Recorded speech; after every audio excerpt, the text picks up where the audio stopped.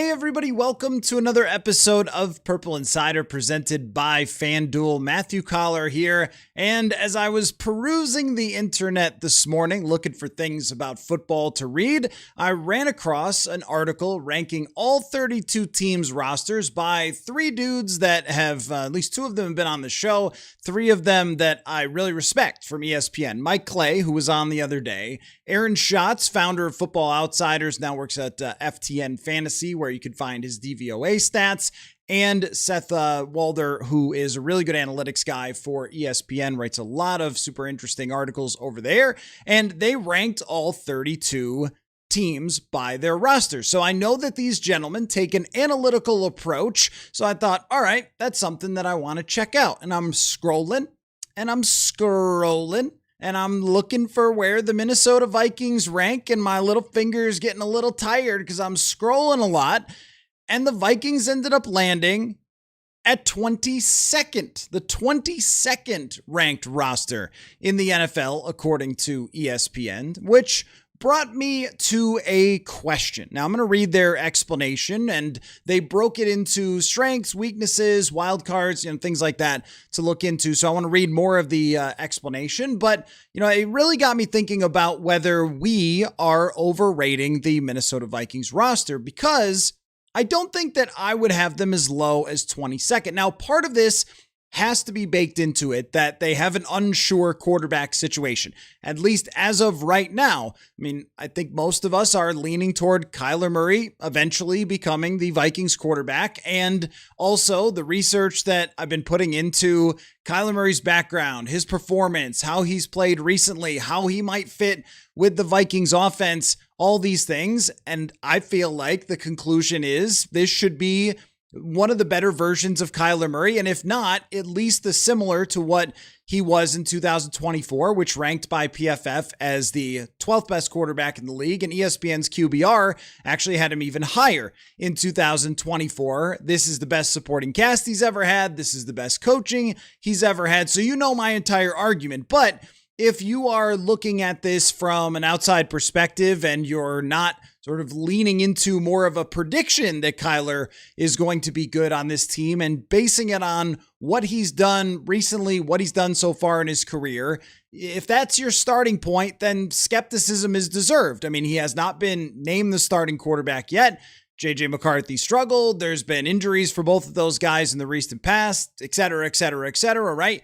And then when you look at the rest of the roster, what I was thinking about is range of outcomes with this, because I think if you're looking at recent performance, even if you're projecting certain guys to get back into being what they were in the past, you should still be saying, well, we don't know what this guy is. We don't know what that guy is. And that kind of starts with Blake Brandel at center, or Caleb Banks at defensive tackle, or Dominique Orange, or even the safety room that as of this moment does not have Harrison Smith.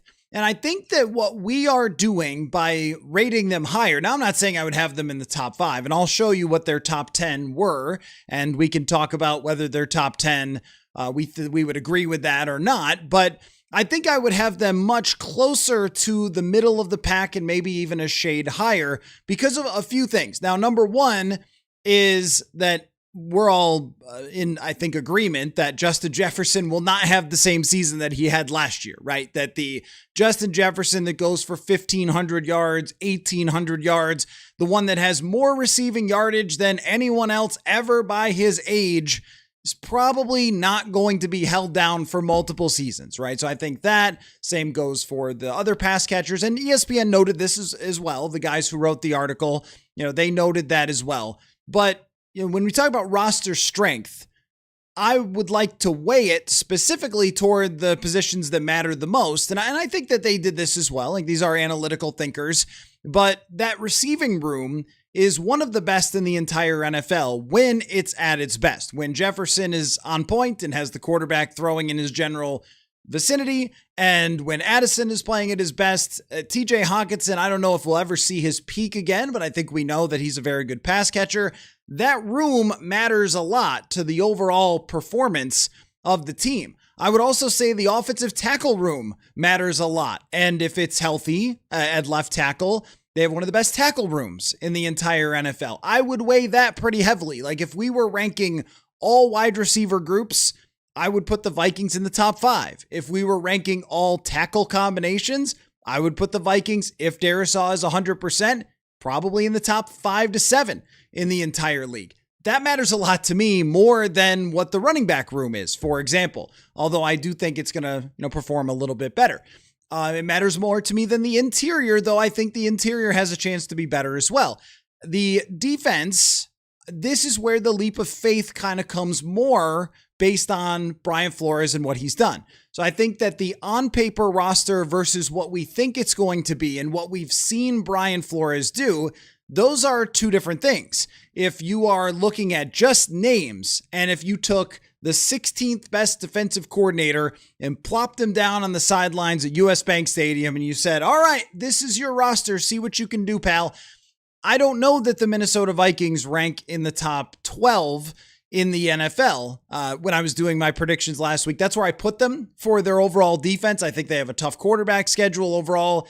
They do play a lot of home games, but there's also these weaknesses or question marks, we should really call it, around the defense that over the years we have seen Brian Flores cobble together so much out of not everything. I mean, I think the 2024 defense was very strong, but I also think it had some shortcomings. They were, playing Kamu Grugier-Hill at one point. As a linebacker, like they had some weaknesses, right? They had Jonathan Bullard and Jerry Tillery playing defensive tackle. So the talent was not necessarily through the roof at every single position. And they were still one of the best defenses in the NFL. Last year, they had a lot of injuries that they worked through. Still one of the best defenses in the NFL.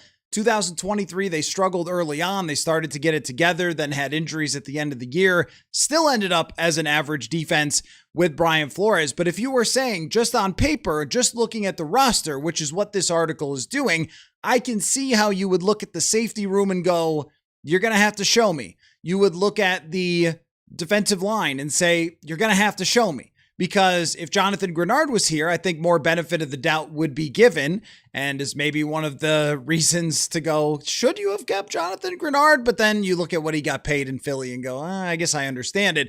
But if he was there, and even if someone like Javon Hargrave, who played very well for them overall, it was not a complete season, it was up and down. There were shortcomings in the run game, but at the end of the year, it was a decent season for Javon Hargrave. And if he was still there, along with Dominique Orange, along with Caleb Banks, I think that it might be looked at outside of Minnesota a little bit differently. But what it really shows, I think, even if I believe that there are certain things like the cornerback room, I think should be weighted a little bit stronger. Byron Murphy is a very good corner. He's been, a little up and down, where 2 years ago he ends up with the most interceptions in the entire NFL among corners. But then last year it was not the same kind of season in terms of playmaking for Byron Murphy. That was also because offenses were just running all the time, and it was hard for people to get interceptions and create turnovers when the other team was just handing off because they had the lead and they knew the Vikings weren't going to be able to come back. But I don't think that'll happen again. Isaiah Rodgers by PFF last year was a top 20 corner in the league. Now you could ask, can he repeat it? He had been a rotational player before, a good one with good data, but still, can he do that again? But I look at those two and go, that is a very solid combination. And the fact that they added James Pierre to that list, someone who has been an emerging player in Pittsburgh and recently played extremely well for them last year, that feels like a more complete unit, which is very valuable. And the outside linebackers, this is where Andrew Van Ginkel, we know exactly what he's going to bring. Dallas Turner, we're not sure, but he started to show up last year and started to emerge to some extent last year and led the team in sacks, had 8 sacks last season. So he's shown that he can do it. It's just doing it for an entire year. The depth there, though, needs help. And where the biggest question is really on that interior, the defensive line. We know that Jalen Redmond can play. Huge question marks about both rookies. Can Caleb Banks play the full season? Can he stay healthy? How far along is he going to be? How much can they teach him? Levi Drake Rodriguez has gotten in games, not yet a proven player, right? So they've got a big question there, but Cashman, Wilson, that's a very strong unit as well at linebacker. So I can see where the weaknesses you might point to and say they're pretty glaring at this moment until they prove they're not. So that goes for the interior of the offensive line as well. It's weak until it isn't. The backfield is weak until it proves that it's not, which I think is fair. So I would not have had them 22nd, and we could take a look at who was ahead of the Vikings. And there's some that I go, all right, well, is that based on quarterback or because just for example, 21st on the list was Washington. I don't think Washington has a better roster than the Minnesota Vikings, but Jaden Daniels is getting more benefit of the doubt at quarterback because he had an elite season as a rookie, and there's a good chance he can bounce back. Now, who he's throwing to, if Terry McLaurin's not 100%, that's where I'm talking about weighing certain factors of where I would weigh weapons really heavily when it came to a team's overall roster. And I would probably weigh the pass rush very heavily too. I think overall the Vikings, even when they don't have, last year, the leader in sacks was 8 for the Vikings. So no double-digit sack guys, and they were still a top sack team, which I think is really coach-driven. So I think what this exercise might tell you, if you end up agreeing that they're 22nd, which is fine, and this is what I want from you guys in the chat, I want your take on where the Minnesota Vikings should actually be roster-wise. And the FanDuel question of the day is, at the moment, the conference winners, the favorite to be the conference winners on FanDuel is the Baltimore Ravens at plus 500 and the Los Angeles Rams at plus 280 for the NFC. I want you to tell me who you think the most overrated team is in the NFL in terms of their roster. Like, who's getting way too much credit, whether it's from this ESPN article, whether it's betting markets, whether it's just stuff you heard from your friends or on the internet. Like, who do you think is the most overrated? Because really the question comes down to, are we overrating the Minnesota Vikings roster?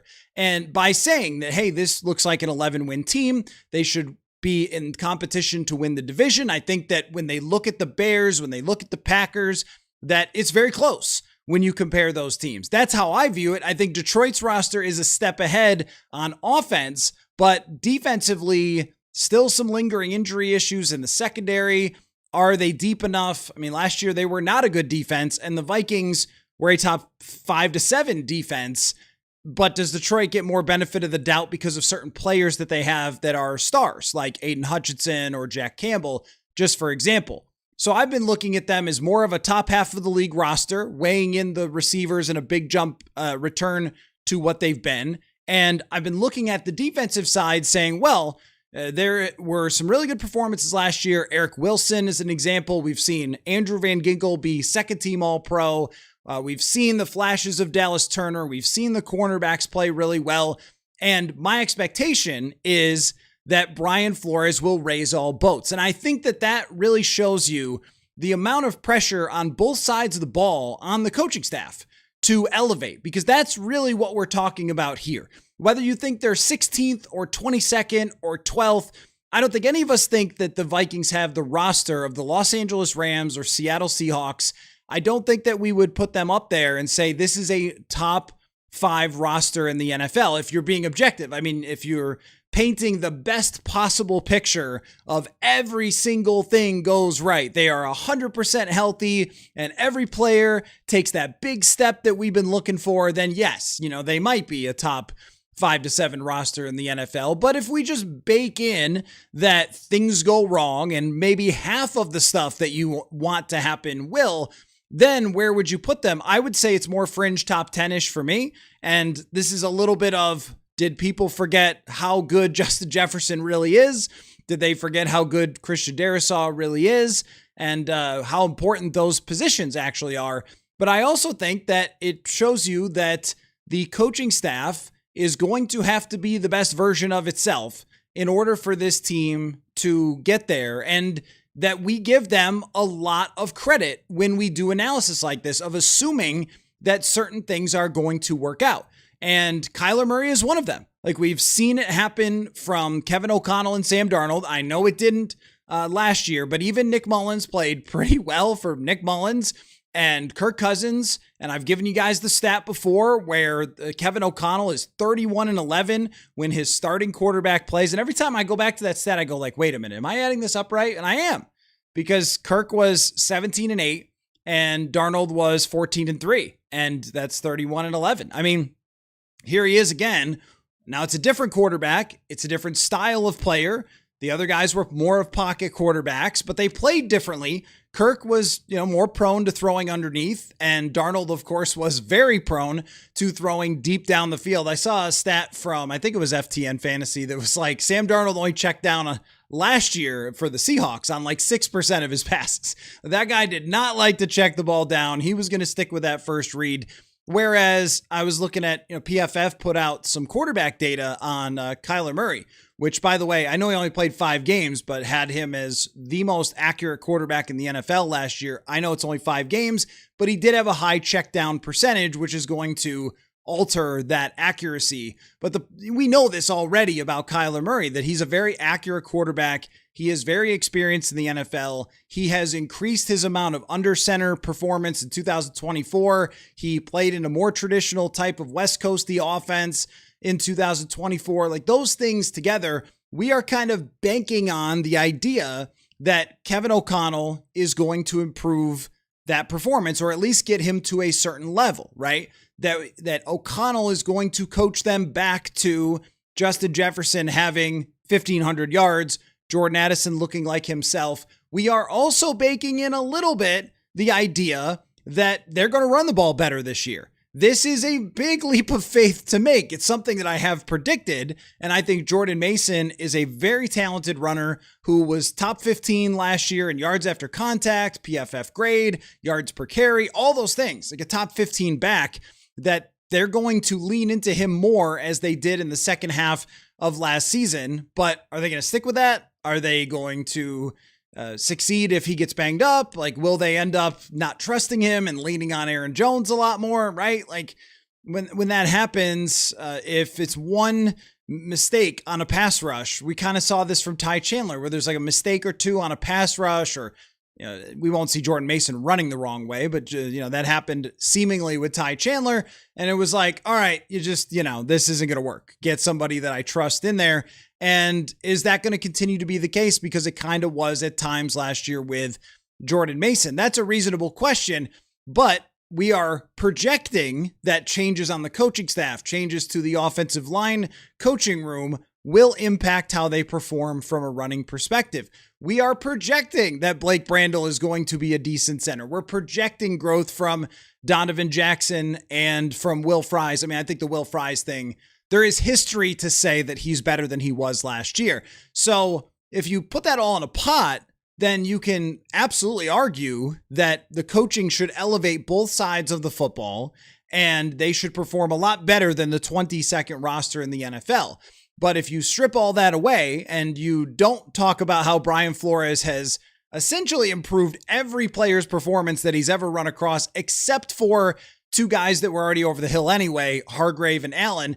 And even then, if you look at coming out of the bye, the adjustment that Flores made, those guys played really well. And they improved greatly against the run. They were dominant at rushing the passer, especially against the Detroit Lions, yada, yada, yada. But I mean, I would say that, Hargrave and Allen didn't leave here thinking that that was their best season. But aside from that, I mean, how many guys can we say have not been the maximized version of who we expected them to be under Flores? And we even saw last year with Eric Wilson, shows up as a special teamer. He's thrown into the fire right away. Hey, can you just go play the role of Blake Cashman after he got hurt? Wilson was great at that. But then Cashman comes back. They start moving him all over the place. Outside linebacker, inside linebacker. He's blitzing. He's destroying Jahmyr Gibbs. And you go, wait, this is the same guy that played for the Vikings a few years ago? And I always thought he was good, but I didn't know he could do this, right? So we're expecting that from how he'll handle the secondary, how he'll handle the safety room, how he will utilize Josh Metellus, who's one of the great examples of Brian Flores, how he's going to make adjustments to the adjustments, because you know that other teams are spending all their time on Brian Flores' defense. So I think that the reason why we aren't necessarily overrating the roster by thinking it will be better than bottom third of the league is because of what we've seen, the priors from the head coach and especially from the defensive coordinator. I mean, the head coach, he's got a lot to work with on the offensive side. It's not like Kyler's never done anything and these receivers are great. They've invested a ton of first and second round draft picks on this side of the football. Like there's and a lot of money. There's a lot there, right?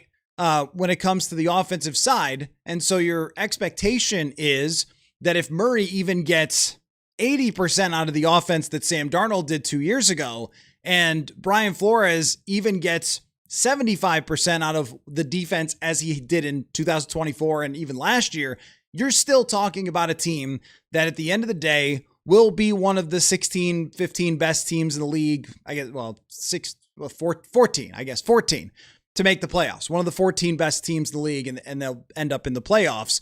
But it is a stretch from just the resumes that these players have. So let's get to your thoughts and your feelings. Later on in the evening, I'm going to unveil 5 of the most underrated players the last 50 years of Vikings football. We're doing a countdown over on the newsletter. So I would love if you guys went to purpleinsider.football and checked that out, because it's a really fun project I've done with a friend of mine, Josh Smith, who's a longtime Vikings fan and a journalist as well. So we've been working on that. I'll unveil 5, and we're going to do a podcast later in the week together with the top 5 and reflect on the most underrated Vikings. So I'll get that to you. And you guys have suggested the website 20-0. I'm going to try it. I'm going to give it a shot and see if I can create a 20-0 football team before the end of the evening. So why don't we jump into, actually, no, first I wanted to give you some explanations from the guys at ESPN on what they wrote. I won't read the entire thing, but the biggest strength they wrote was their pass catchers. Obviously, the Jefferson, Addison, and adding Jawan Jennings to the mix. And also Mike Clay expecting that TJ Hawkinson can bounce back. At least sort of insinuates it there in his part of the article. And I would agree with that. That was one of my predictions. The biggest weakness they list as the running back.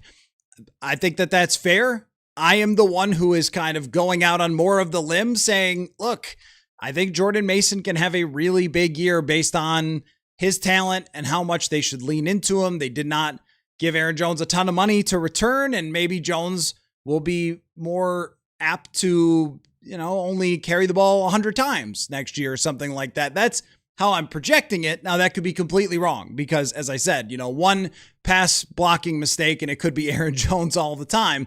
But I think that Mason has a lot of meat on the bone.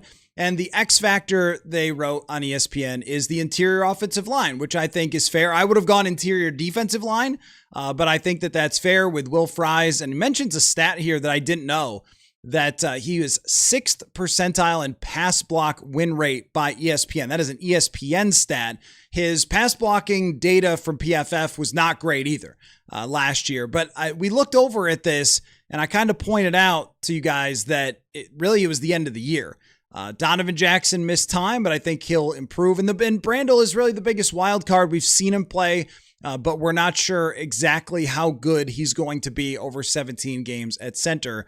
So I think that is fair. Let's have a look at some of the other teams that were around the Vikings in this article, and then we'll look at their look at the top 10. So just behind the Vikings was the New York Giants and the Carolina Panthers. Now, I think the Panthers defensively have a very good lineup. I think wide receiver wise, maybe, Xavier Legette is their wide receiver 3. Maybe you would prefer to have Jalen Coker as a wide receiver 3 than wide receiver 2.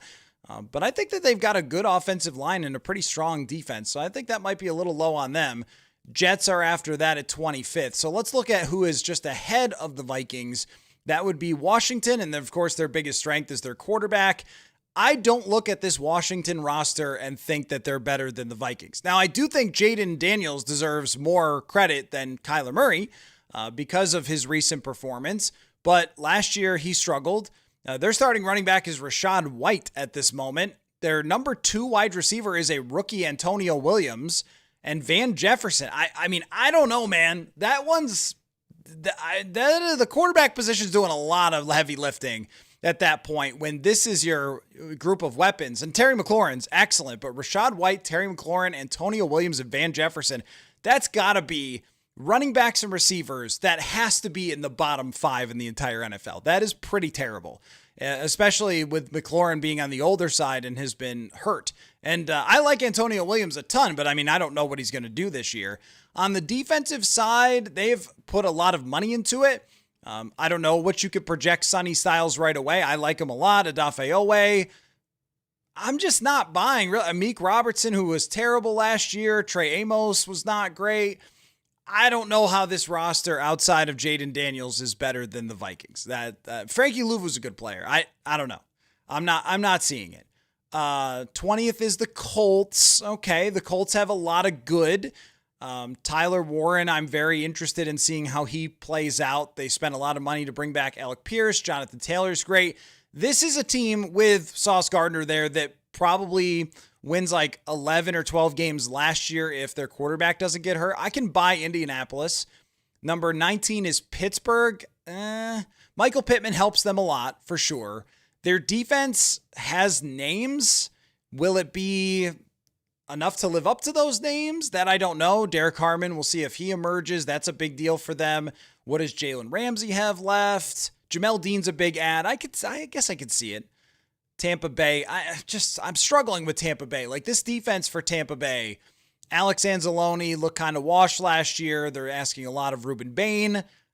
They lose some players. They lose some corners. Benjamin Morrison as a starter. He struggled last year. That one is a little harder for me to be talked into being better than the Vikings. Losing Mike Evans, Emeka Egbuka, Chris Godwin, who never plays, and Jalen McMillan.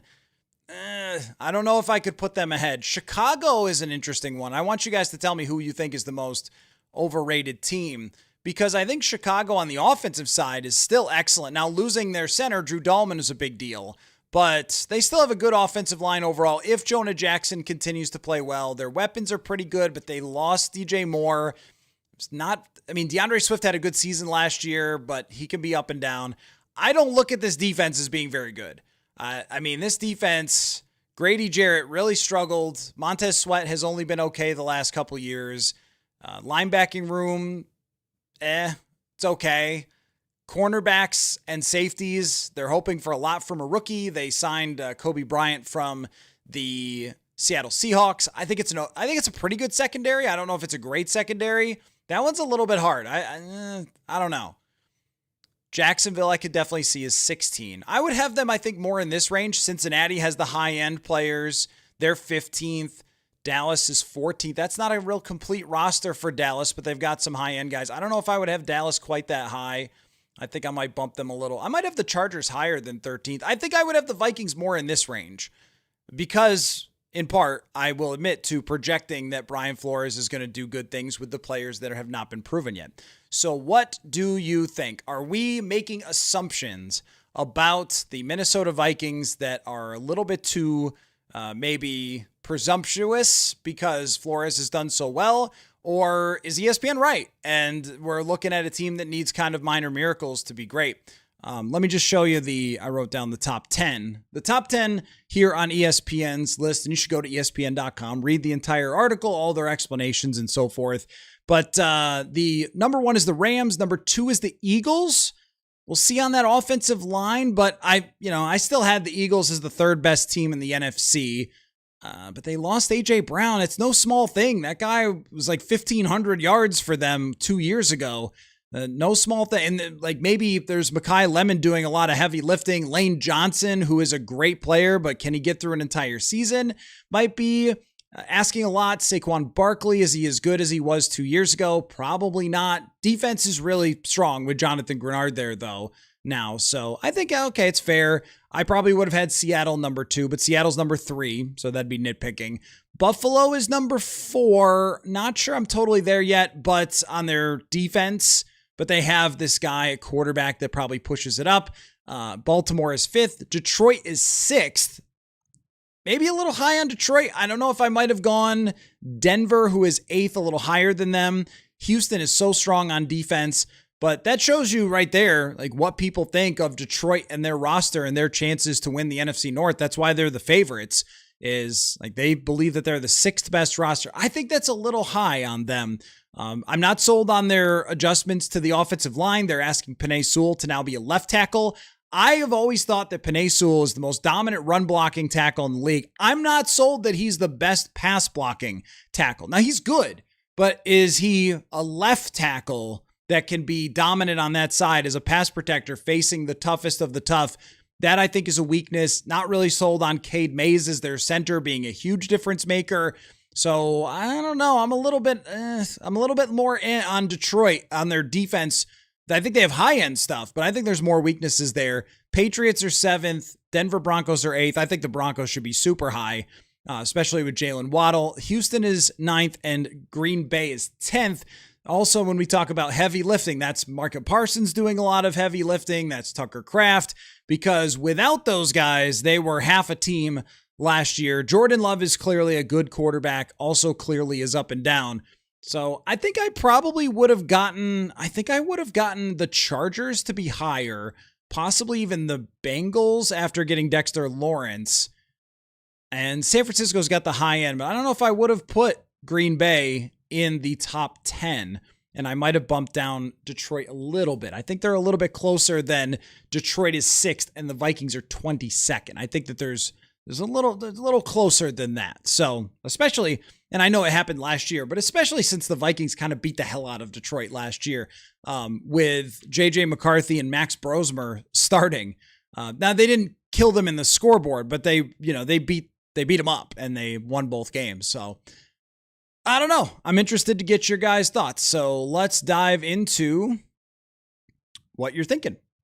All right.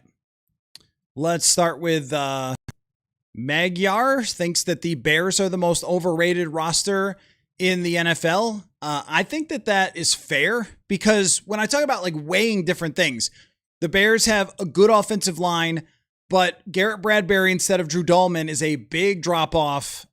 Their right guard situation with Jonah Jackson, he was good for them last year, but he rarely has played full seasons in the past. And his performance had dropped in Los Angeles to the point where they wanted to get rid of him. So I'm not super sold on how good that line can be if it can repeat what they did last year, because Dahlman was such a great signing. And also losing DJ Moore could matter. I mean, right now, is it Khalif Raymond, who's been a Viking killer in his career, but is that guy as good as DJ Moore? Even 2/3 of DJ Moore was still a pretty darn good receiver for the Chicago Bears. And then with their front seven, I just think it's one of the weakest front sevens in the entire NFL. It's a good secondary. Is it going to be great with a rookie playing a lot right away? Dylan Thieneman is penciled in to be their day one starter. I don't know. I've looked at their roster as similar to the Vikings in that and look, they're ranked similarly on this article. So, I mean, yeah, they're seeing it kind of the same way. But I think they need their coaching to elevate their offense and their quarterback to elevate their offense to the point where they can be a serious contender. Because I don't think that their defensive coach, Dennis Allen, these days, I think once upon a time he was, but I don't know these days if he's elevating them. And they need to stay really healthy in that secondary because they let a lot of guys go. And they got so many interceptions last year. It's going to be super hard to repeat. And I'm just not really sure that they deserve to be talked about at the top. Not that this article did. But I think Bears are a fair one. David, glad to have you here while you're mowing the lawn. Don't turn up the headphones too loud, my friend. David says the Bears. Lance says the Bears. Contra Paston says the Packers. I think the Packers is probably a good fit because I don't know that I see them as a top 10 roster. The Lions, I know what the argument is. I mean, Aiden Hutchinson is a top 5 player at his position, certainly elevates the entire defense. That hasn't always been the case with the final numbers of their defense, but the offense is so strong when you look at the weapons. But is the offensive line that much different? I mean, I really am going to need to see Penei Sewell be a left tackle. I'm really going to need to see this revamped line to where they're going to start, it looks like a rookie at right tackle, a free agent who was no better than Blake Brandel at center, and a quarterback who is very, very susceptible to pressure. They also lost David Montgomery, which I know you could go, well, who cares? Like, I own Jahmyr Gibbs in fantasy, but that was really good for Jahmyr Gibbs to have that bruising running back who could come in and spell him and not ask him to do everything, because we saw what happened and they got Pacheco, but he, is he the same version of Pacheco that he was 5 years ago? Like, probably not.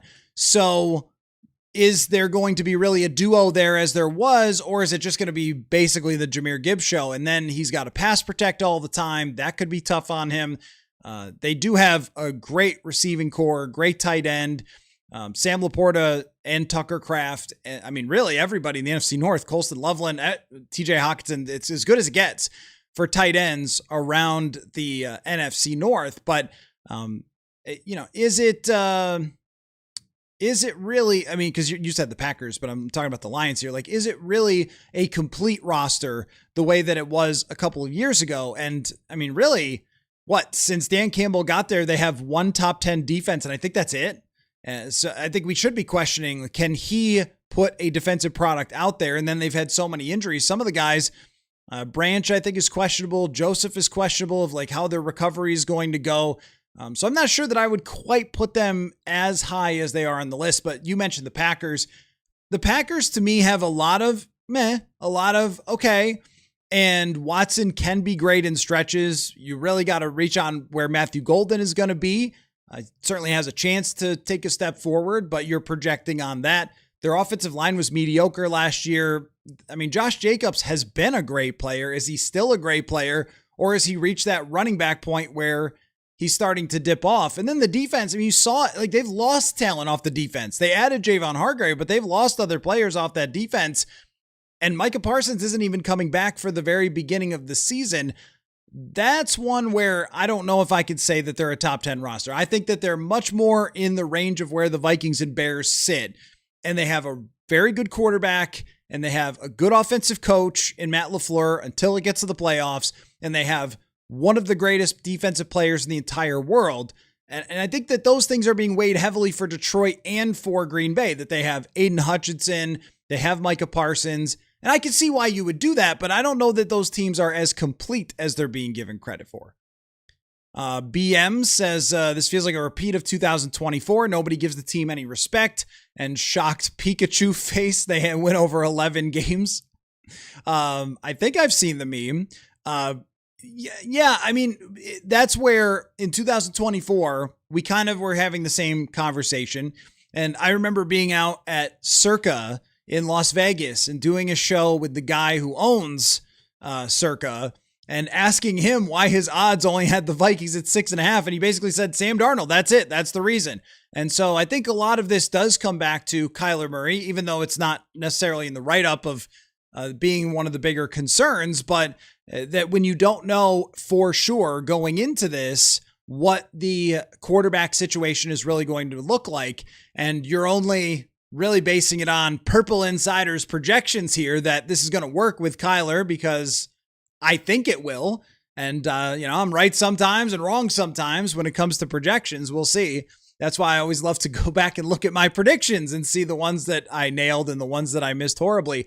So, I don't know any better than anyone else, but I think that if you're doing a prediction and you're trying to get the most accurate, and if you think of it like a chart, and you have like the outside edges of the chart, the worst possible scenario, the best possible scenario, and it's like 5% over here, 5% over here. You're trying to hit the highest part of the chart. What is the most likely thing to happen based on all of the history that has happened with all of the players on the roster?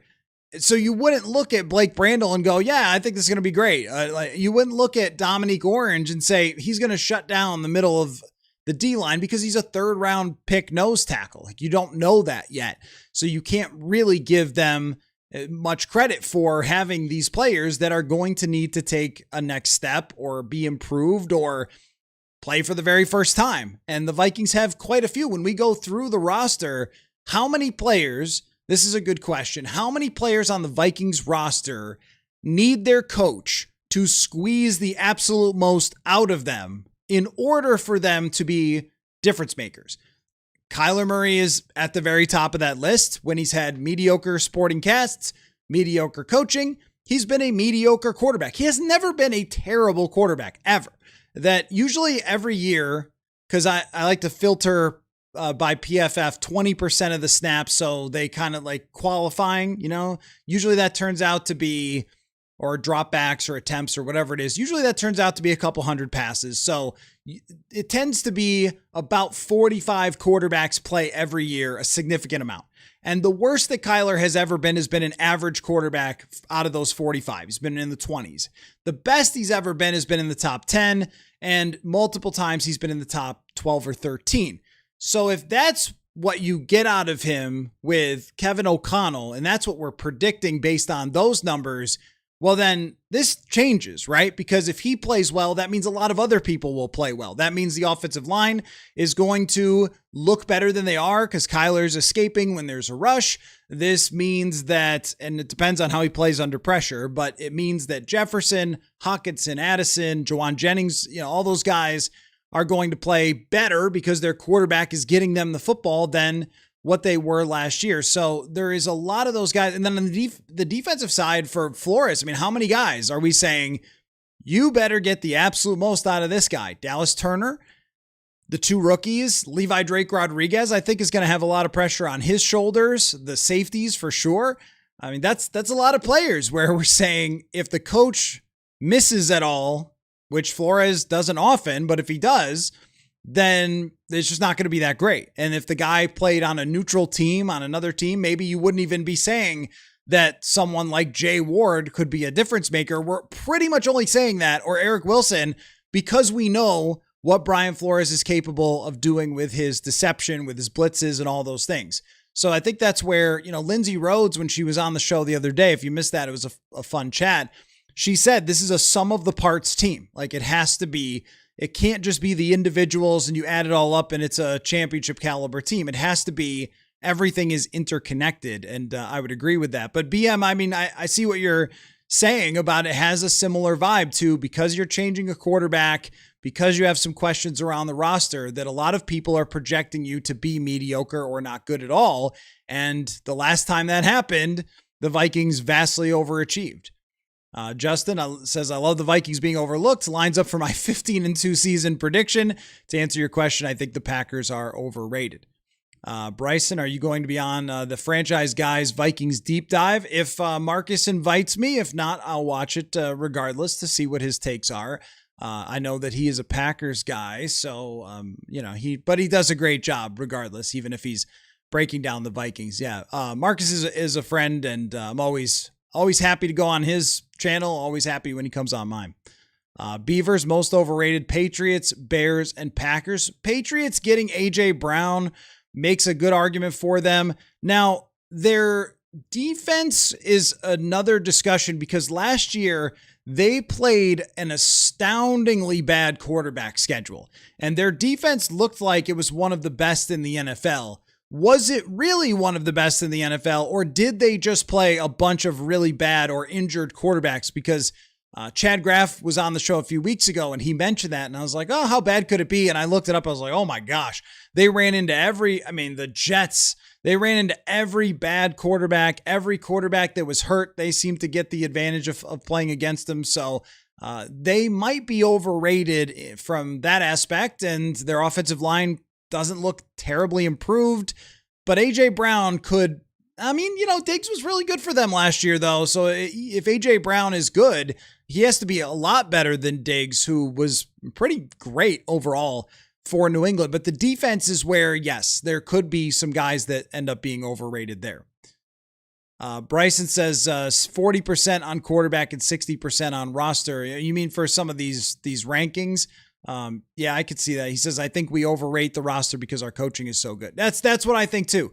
And is it overrate, or is it we're going to get it right because we know what the coaches have done for these players? I don't know the answer to that because every year is different. And at the beginning of 2023, I remember them giving up, oh my gosh, how many completions did they give up to Justin Herbert? In that game in 2023, Herbert, what did he complete? He completed like 45 passes or something. It was, I don't remember. I'd have to look up the box score, but it was outrageous, the completion percentage and success that Justin Herbert had. Philadelphia had some good moments against that 23 defense, and then they got it turned around midway through the season. The same thing happened last year where it did take a while for them to really lock in as being a top-notch defense. So it doesn't always happen with Flores instantly and immediately. Like he just exists and poof, everything is perfect. Like we've seen guys underperform at times. I mean, I think of a lot more players who have overperformed for this team, but we've seen opponents take advantage of some weaknesses when Harrison Smith was not in the lineup, or when last year they were, not putting the 5-man fronts in, and they were going with 4-man fronts and they were getting beat in the run game. Theo Jackson was struggling a little bit. So, it's not like you turn on the lights and then Flores' genius just permeates every single player and they turn into, the Hulk or something like walks in near Brian Flores and their clothes split and they all just turn into Danielle Hunter's body. Like that doesn't happen. It usually does take some time for everybody to get on the same page or adjustments to be made. So out of the gate, they may need Kyler to win them some games. BMs is the gap between OTAs and camp feels like half a year. Yeah, I know. And there's going to be, discussions like this for a couple of more weeks, but so this week I've got some fun guests. We're doing the underrated players thing, which I'm going to get to in like 15 minutes and get your responses to that. But, we'll have a couple more guests and so forth, and those people will be kind of coming and going. But after this week, that's when I'm kind of going to turn it over to hardcore training camp previews, where we're going to look at every single player on the roster and the projections and outlook for them in training camp, different storylines. I've already started working on my articles about each position. So there's going to be a lot to get into when we, after this week. Like this is probably the July 4th week is probably the slowest of every year. And even like getting a Jordan Addison rumor last week was, ooh, wow, we got something special here. And I noticed from the response from Vikings fans and the downloads and the views for that article, for that podcast were like, oh, what do we got? Do we got something interesting? Because it does tend to be a bit of a desert. But once July 28th hits, man, we ain't going to feel that way. It's going to be fast and furious after that. Red Storm says Cleveland, they are worse than very bad than what people think. I think that their defense has some talent still. Like Jared Verse is a good player, but they're pretty bad. Bryson, a lot of these ratings are heavily affected by PFF. I don't think that they are. I think that these guys tended to use their more of the ESPN stats than the PFF. I mean, I'm sure PFF is part of the thought process of looking into certain statistics, but I know that they lean a lot on their ESPN data as well. And PFF is still kicking at the moment. I mean, they put out, and we should look at this at some point, maybe Wednesday. They put out a bunch of data on quarterbacks. So they have a quarterback annual with some new data that we haven't seen before. Accuracy data is one of them. And there's a Kyler Murray, there's a JJ McCarthy, so we can analyze it. I don't, to be honest, know what's happening at PFF. It seems like their data is still going to be there publicly, which is very great for Purple Insider. And it looks like they're still putting stuff out there at the moment on their website, and they ranked the quarterbacks the other day. And I was like, okay, I guess they're still around for now, and we'll see what happens after that. Norse Force, Niners, Packers, Dallas, Chicago, overrated. The Niners is one that I think is a really good debate, because if you look at the star talent that they have, the names that they still have, does this remind you a little bit of, say, like 1998 Dallas Cowboys? Dallas won their last Super Bowl in 95, right? And then after that, it kind of started to crumble. They lost key players. Guys got old. I feel like that's what San Francisco is going to be this year, that the Trent Williams, the Christian McCaffrey, the George Kittle, you're just relying so much on guys who are ancient and in some instances coming off an Achilles tear. That's a lot to ask for George Kittle to go be the great George Kittle, which I think he's a borderline Hall of Fame caliber player. Trent Williams is guaranteed. Christian McCaffrey's probably guaranteed as a Hall of Fame player. And Kittle is darn close. And if he's not, he'll be one of the more underrated players of the decade. But aside from that, I think Brock Purdy did show a lot last year in getting them to the playoffs. and winning a playoff game. Their defensive side, getting Nick Bosa back, he is still in his prime. Fred Warner's still in his prime. The rest of it, though, they lose Robert Saleh. He gets a head coaching job. The last time they changed defensive coordinators, it was kind of like Philly changing offensive coordinators, where they were just not really the same.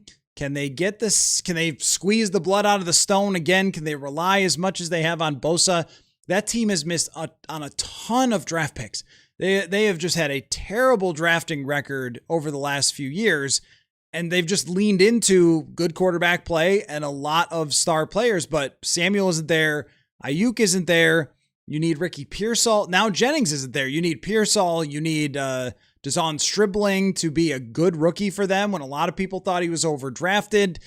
There's a lot that has to happen for San Francisco. Putting them as high as they are is a little bit questionable for me. Dallas is interesting because Dallas has the quarterback. They had a top offense last year. They have one of the best wide receiving duos, which matters a lot. I think they still have a good offensive line, and they've improved on defense. They did improve on defense. Getting Quinnen Williams there late last year, really helpful for them. Improved a bit, I think, in the secondary, but not as much as I would have thought. I mean, I know that Jerry's cheap these days, but they just did not spend a ton. Dallas roster is what? Can they be 23rd in defense and then they could maybe make the playoffs? I'm kind of buying Dallas overall because I think their offense is that good. And if they just play average defense, they're a very scary team. It's just how good the roster is, so lopsided to one side that can we consider it to be a top-notch roster, which they didn't in this ranking. They had it more mid-pack. But I thought, like, compared with Dallas and the Vikings, there's just a lot of questions. But Dak Prescott is a more proven quarterback than Kyler Murray. TSB, I want to see how competent Brandel is at center. No quarterback is going to look good behind a weak offensive line. I agree with that. That is true. When you're talking about Blake Brandel, I think last year was about as hard as life will ever be for Blake Brandel. This isn't to say that I think he'll be a really top-notch center, the next, Jeff Christie or something. I don't think Mick Tingelhoff is going to be there this year, but I do think that Brandel showed something in terms of his resilience, in terms of his understanding of the offense. The fact that he hasn't practiced any of this. I mean, he hasn't practiced snapping. He didn't practice. Like, it's different technique from a center than it is a guard or a tackle when you're getting to a double team, getting to the second level, how you snap and then move. He gets to practice all of this stuff this year, which I think could be helpful for him. But I do agree with you that Kyler Murray with a bad offensive line, I think that's actually one of the reasons why they threw the ball quickly so much last year with him. 2024, Arizona actually had a decent offensive line, but not last year. They were giving up free runners and making mistakes all over the place when I watched the first 5 games over, and he was doing a lot more moving around, scrambling, checking down than he might have to here, but that's only if it works. It should work. And I've got a deep dive analysis coming up tomorrow, actually, with Brandon Thorne of Trench Warfare on the offensive line and what their upside could potentially be. I think it could be a pretty good offensive line. I won't ruin the entire podcast, but you're right, though, that Brandel at center is a wild card. Until he actually does it, then, we're not really sure. Steven, how much are you baking in coaching? I think with this, it's just on paper. I don't think that this exercise from ESPN bakes in coaching at all. I think it's just, let's look at the players and let's lay it out on paper and say, how much do you have? If it was neutral coaching, if you just, who's the 16th best coach in the league? Is it Mike McCarthy? Is he worse than that? I don't know. Mike McCarthy has a great regular season win-loss record, but nobody ever seems to respect him. Like, he did really well in Dallas regular season wise, but in the playoffs. But is he like the 16th best coach in the league? Like, he's got a lot of experience. I have more respect for him than some people, but I don't think he's the best coach in the league. So if he was the coach of the Vikings, how many wins do we expect him to have versus O'Connell and Flores? And I think Flores is doing a lot of the heavy lifting here. With O'Connell, we have seen the passing game be what it is. We have been disappointed every year by the run game, and maybe this is the year that it gets turned around. But I think that compared to what they had on paper going into each one of these seasons, they have overperformed. Now, maybe last year was much more at expectation because we went into the year thinking, wow, they just spent all this money on DTs. They should be a top 5 to 7 defense. And then at the end of the day, they were. And I'll always kind of wonder how dangerous they might have been going into the playoffs had they been able to, get there. But this is just purely on paper. I would move it up based on where their strengths are. I think they have strength at corner. I think they have strength at wide receiver. And, but I think some of the weaknesses that they're weighing in, the interior offensive line question marks, the backfield question marks, safety, are fair. So I wouldn't have them as a top 10 roster, but I think I'd have them much more in the fringes of like 14th to 17th than I would have them in the back half with, teams like the Giants. That guy Frank says New England. I think that they played the worst schedule in football and did nothing offensively in the playoffs. They did play a murderer's row of defenses in the playoffs. I mean, they went against Houston and Denver and Seattle, which might have been 1, 2, and 3 for best defenses in the entire NFL. I think that had an impact on them, but you are right that they also faced a Justin Herbert who choked, CJ Stroud who pretty much choked, and then Jarrett Stidham to get into the Super Bowl and then couldn't stop the run. And that was pretty much it for them because they couldn't do anything offensively. I am buying New England as being a tad overrated. Yeah, I think that they are an overrated team on defense specifically, and we'll see about what happens to the offensive line. If Drake May could deal with it last year and be an MVP finalist, then, well, he can probably do that again. Their running game is pretty good. Do they have the best running game in the league? Probably not. But defense, is it as good as it looked last year because of the quarterbacks they played? I'm going to say no. Contrapaston says, I think the Giants require as much projection as the Vikings to think either will win their division. I've seen more folks trying to be clever and pick the Giants to win the division than the Vikings. Every year, man, every year. There's, who it was last year? It was actually Arizona.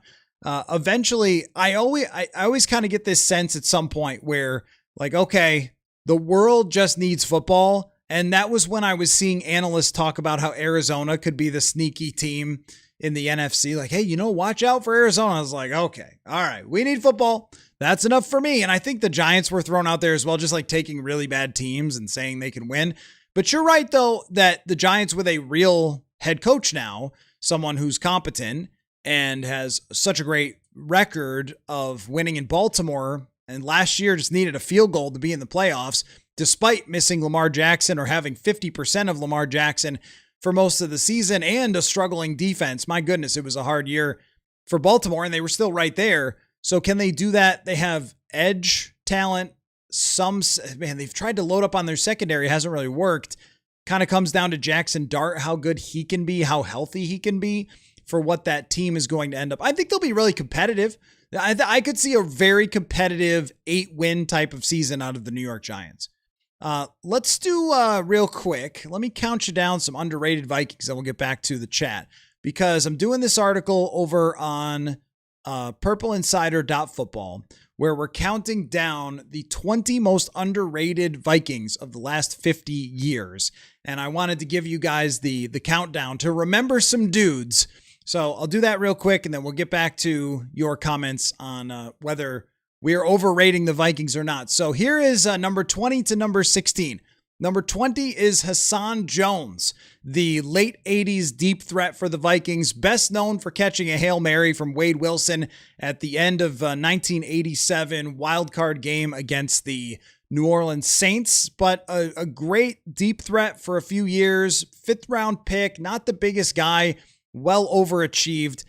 David Dixon is number 19. Great right guard for the Vikings for a very, very long time. Probably got some of the credit that he deserved. May have gone to a couple Pro Bowls, but I think that if he had been in existence in the PFF era, we would have been talking about David Dixon as one of the best players in the entire NFL. Number 18, Henry Thomas, the cockeyed stance that he had. Just a undersized defensive tackle, but was asked to play nose a lot.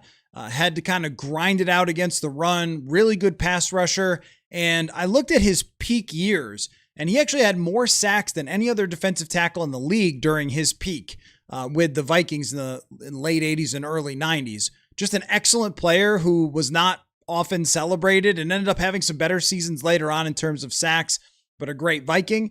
Number 17, B-Rob, Brian Robison, who had 60 sacks for his career and was never really the guy at any time. There was, Jared Allen, and then he kind of gets surpassed by the limelight of Danielle Hunter, Everson Griffin, but just always a solid pass rusher, a quality football player, hard worker, all that sort of stuff, like the guy you want on your team. So B-Rob is 17th because I don't think that outside of Minnesota, there was a lot of appreciation for him being just a really good player year in and year out. And in my list, I gave a lot of credit for underrated players that were just good all the time for a very long time. That was B-Rob. And number 16 is EJ Henderson, the hard-hitting linebacker. I know kind of most remembered for an injury, but the linebackers on those teams from the early 2000s, the 2006, one of the best run defenses of all time, 2007, 8, 9, like that run, EJ Henderson was a big part of it and deserves to be talked about for most underrated Vikings. So if you got thoughts on that, I'm going to continue to get to your thoughts on overrated and whether the Vikings are overrated and different teams that rosters are overrated. But if you have nominations, feel free to toss them in and we'll continue to count those down over the coming days. And there will be a deeper dive podcast into this coming up on Thursday night. So, okay, back to the chat. Let's see. Bryson says, how does the schedule affect the 53-man roster, or does it?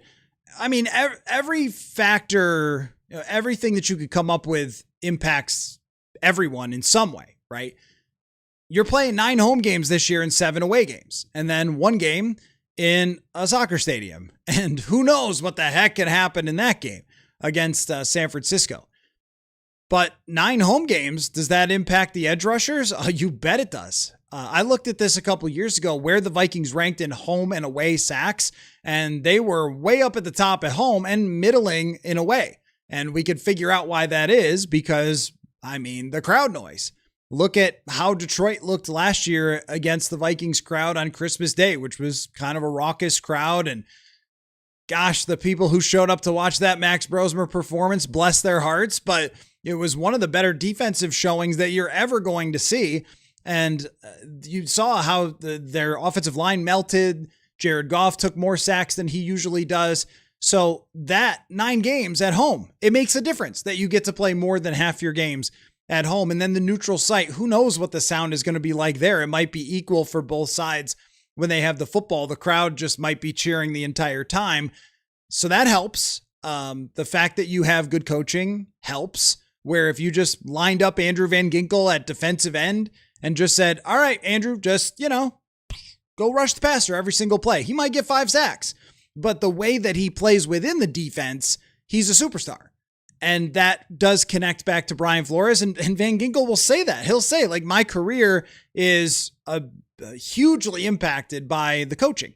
So schedule would make a difference too. What quarterbacks are you playing? And here's something that will make a difference for their defense, how many sacks they get. The NFC North quarterbacks don't take sacks. Like Goff doesn't, Jordan Love doesn't, and now Caleb Williams, surprisingly, last year didn't take a lot of sacks either. But the NFC South quarterbacks, they might be a little more fallible. Tyler Shuck, Bryce Young. You're going to play Tua, who takes sacks. Michael Penix does not.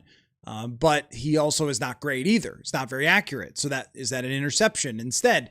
Who you play makes a big difference. Are you going to play Geno Smith? I don't know if he's still going to be in by week 17. It's 17, right? 16, 17? But late in the season. Are you going to still see Geno Smith? Or is that going to be Brady Cook again or whoever? Brooks Bollinger or I don't know. Boomer Esiason or Neil O'Donnell or Glenn Foley or Tom Tupa or Rick Meyer or Quincy Carter. I don't know. Whoever's going to play for did Quincy Carter play there? I feel like he did for the Jets. Did Mark Brunell have a moment there? I don't know. Anyway, point being that how it plays out in the actual season impacts your numbers and how people perform. because if you miss Drake May for some reason and you play Scott Zolak, then, you're going to be fine. If you face Drake May, you might not get a great performance out of your team. Axton says the Vikings are not overrated, but it seems that way because we don't have a reliable quarterback that consistently distribute the ball to all of our skill players. Tom says, check down Charlie. Well, that's what Kyler Murray was last year, whether he'll continue to be that because he was more of a deep passer early in his career. And something I think about all the time with deep passing, because I've been looking at these numbers now for many years, right? And I think deep passing outside of when your quarterback is just wildly inaccurate, like last year, but most of the time can have a lot to do with just your receivers. And Murray was the highest rated deep passer in the NFL in 2021. And then last 2 years, he hasn't been, but he also hasn't had DeAndre Hopkins and AJ Green.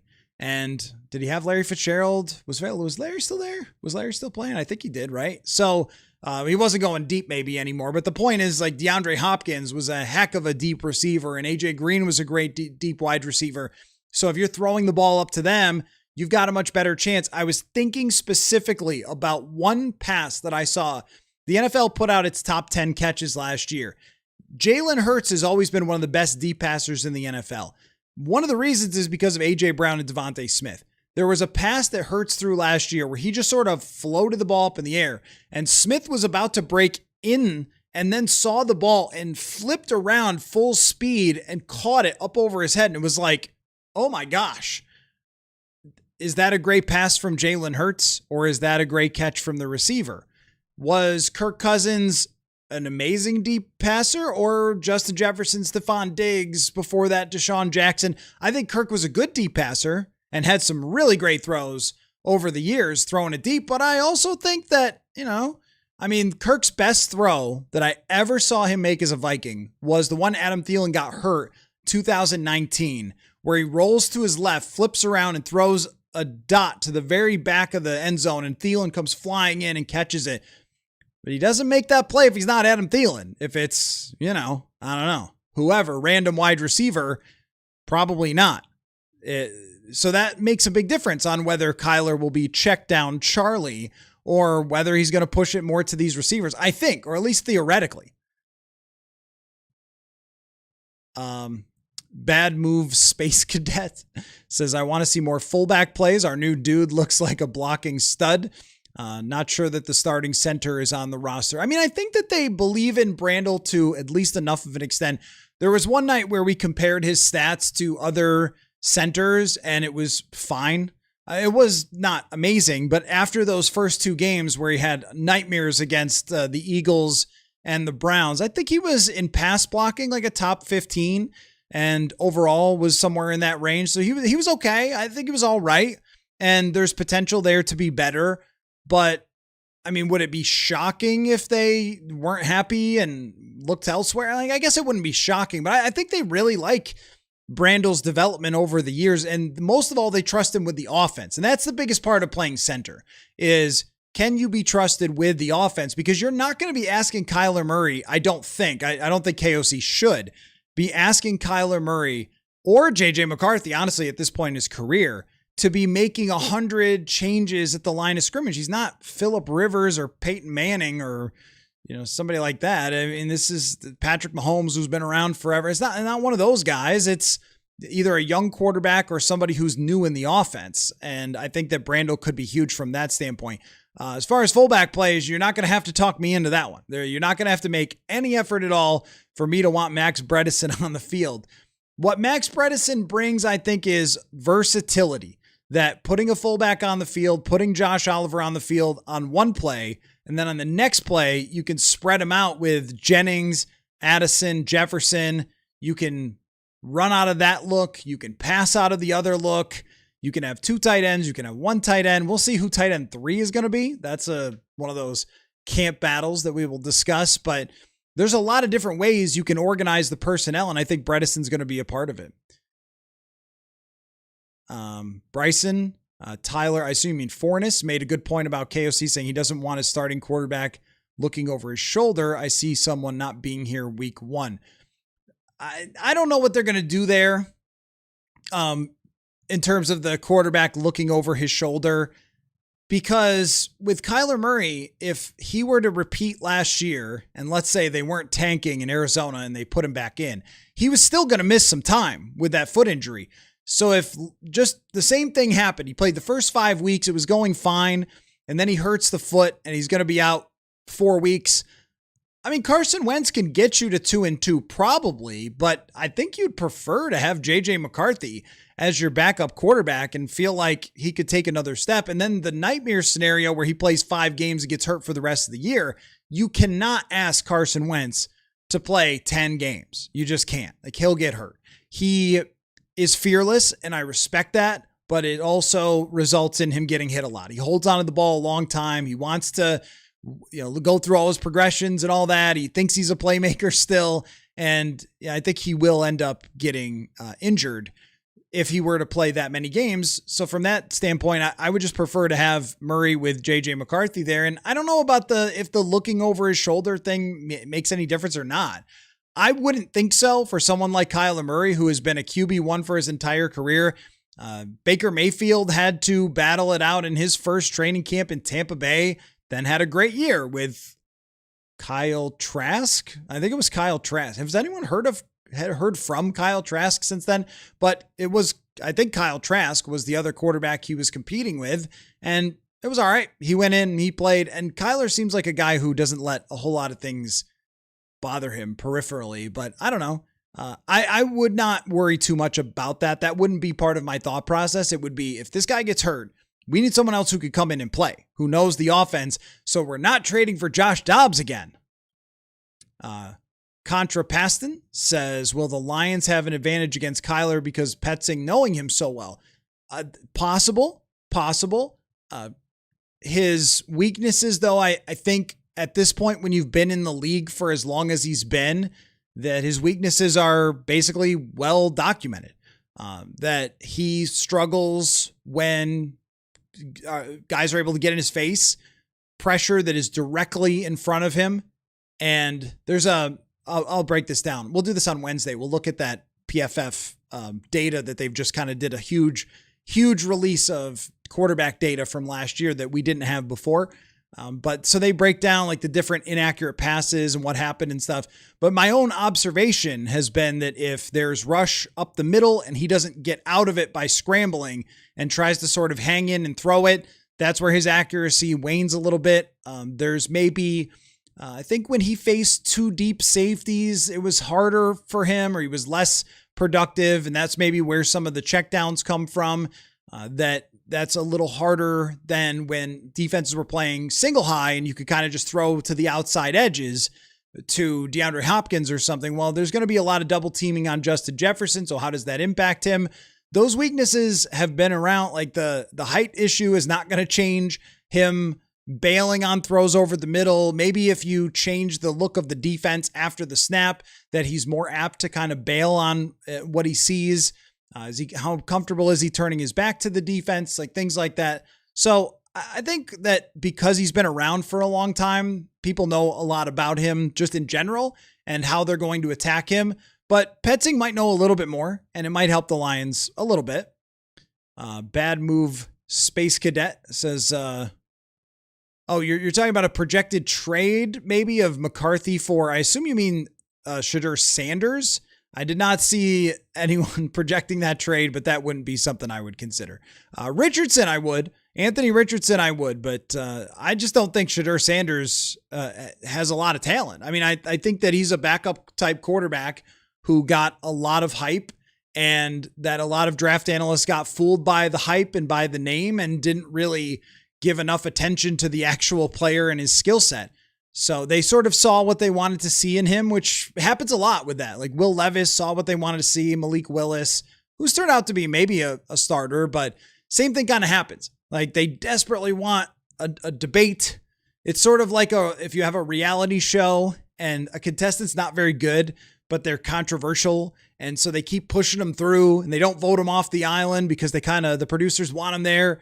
That's sort of like Shedeur Sanders, it feels like, with the draft analysts, where they wanted him to be a part of that conversation really bad because he moves the needle. And what's better for ESPN's draft coverage and NFL Network's draft coverage than if Shedeur Sanders was drafted high by a certain team on the biggest stage, and then when he didn't, a lot of them seem to push back.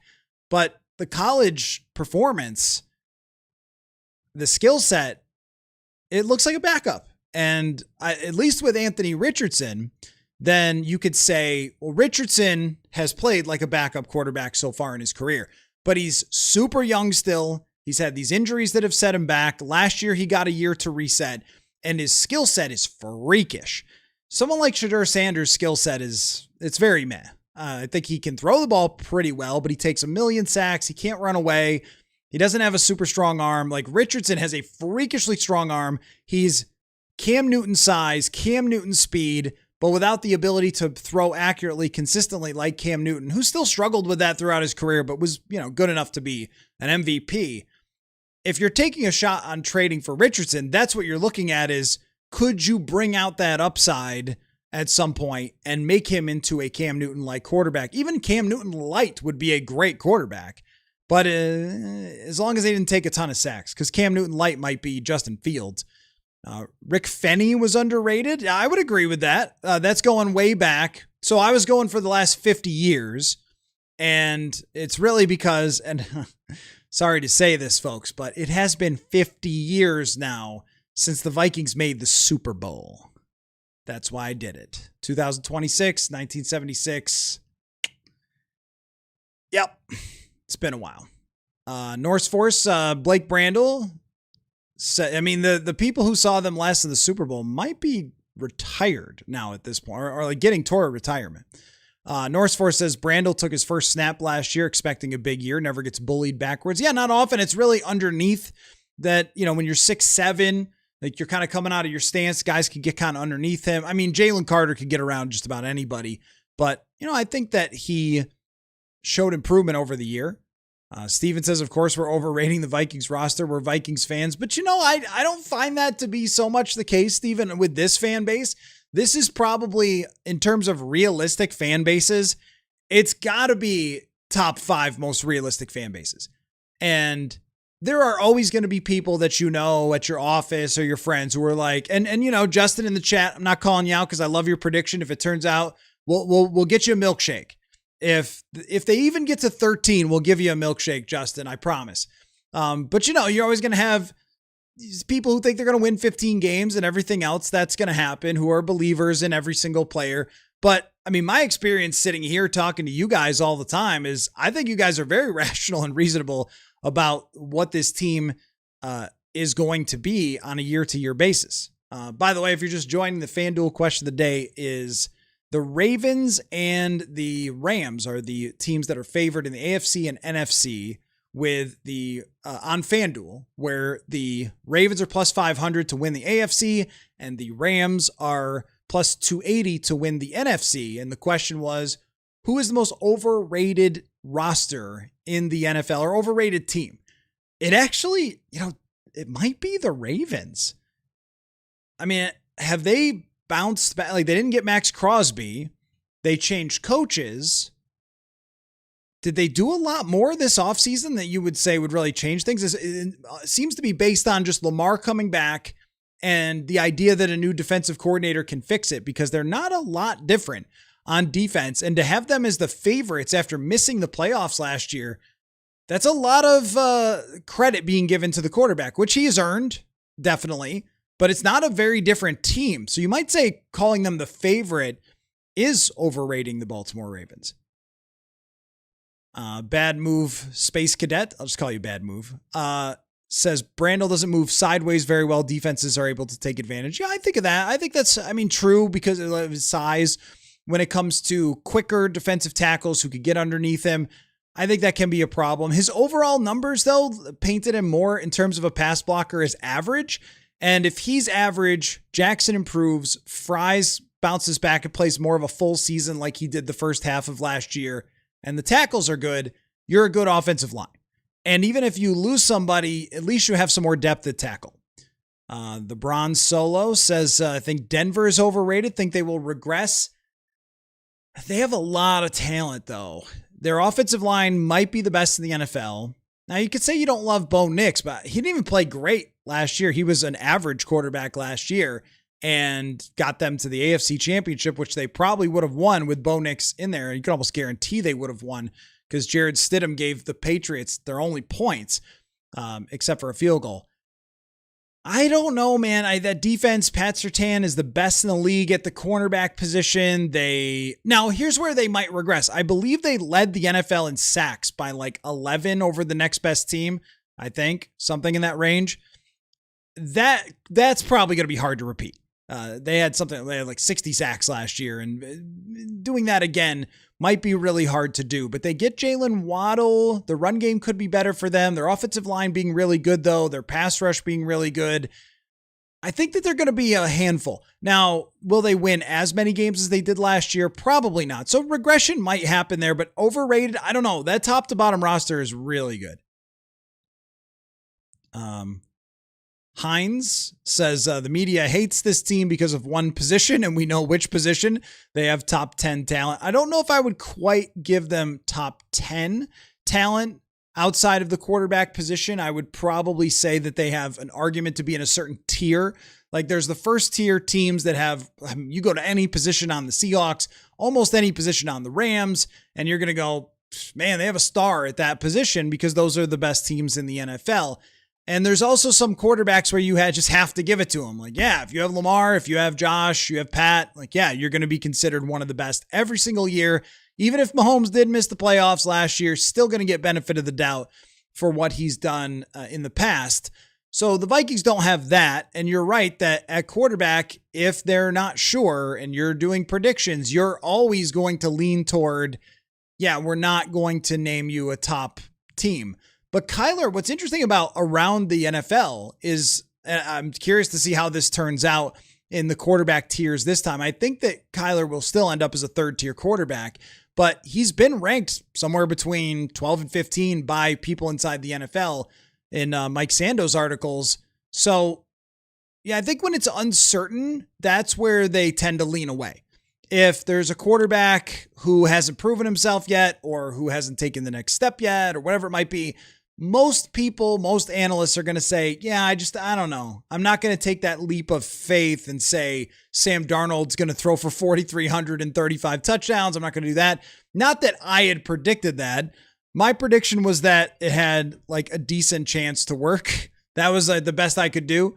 But, in this case, with Kyler Murray, I think that he deserves a little bit more from the projection side just because Kyler has been a good quarterback in the past.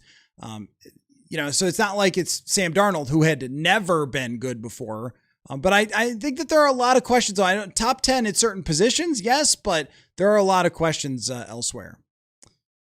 Accent, if we had a healthy Matthew Stafford, we would contend for a Super Bowl every year. They would. If you're doing that as the test, then yeah. If they had elite quarterback play, then this team definitely could be there. Bryson says 98 versus 2017 and winner plays 2009. Which team wins? The 1998 Vikings are the best team in franchise history, I think. The most complete team. They're Purple People Eaters teams that in the late 60s, their defense is unbelievable. The Joe Cap team. And there are teams that their offense is really, really good, but the Purple People Eaters were starting to fade in the mid 70s. I don't think any of them matches up with 98. If that's a healthy defense, their defense was a little leaky at times, but Jimmy Hitchcock had a couple of pick six. Did he have 3 or 2 or 3? I think it was 3 pick sixes that year. John Randall is in his prime. You just have this really, really beastly defense and the best offense in NFL history to that date. So I would pick 98 over pretty much everything. I think that no one is even Xavier Rhodes, no one is stopping Randy Moss, period.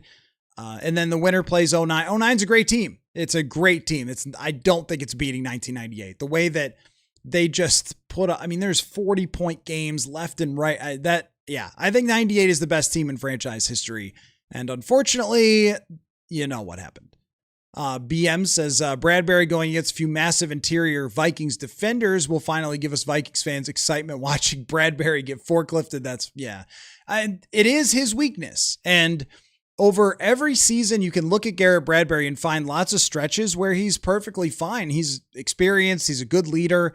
But when you get later in the season and you get a guy who's 330 pounds like Dominique Orange, I think there's a mismatch to be had there. It's not Drew Dolman. I mean, Dolman was not perfect, and he did fall under the undersized center, but he was a huge difference maker for them last year. One of the best in the league. I think Bradbury is more of a bottom third. He's a starter, but he's a bottom third starter. That guy Frank says New England is overrated. Who do they have playing receiver? And look what happened to the offense in the playoffs. I mean, A.J. Brown and his bounce back is what you're counting on there. But outside of A.J. Brown, there's a lot of meh outside of A.J. Brown at wide receiver for New England. I look at more of their defense, their offensive line. Because, when you're talking about being overrated, those units are just okay. Their defense as a whole, I think, is just okay. Christian Gonzalez, very good. Christian Barmore is really good. Their pass rush off the edge, though, what is that? Is that going to, they got a lot out of Kayvon Chason last year. I don't know if they're going to have a pass rush that's as good. So I could buy overrated for them. BM says the Eagles are desperately overrated. I think that's somewhat true. I mean, because they're at number 2. I still think they're a really good roster, but the offensive line isn't quite what it was. We'll see on Saquon Barkley. We'll see on missing A.J. Brown.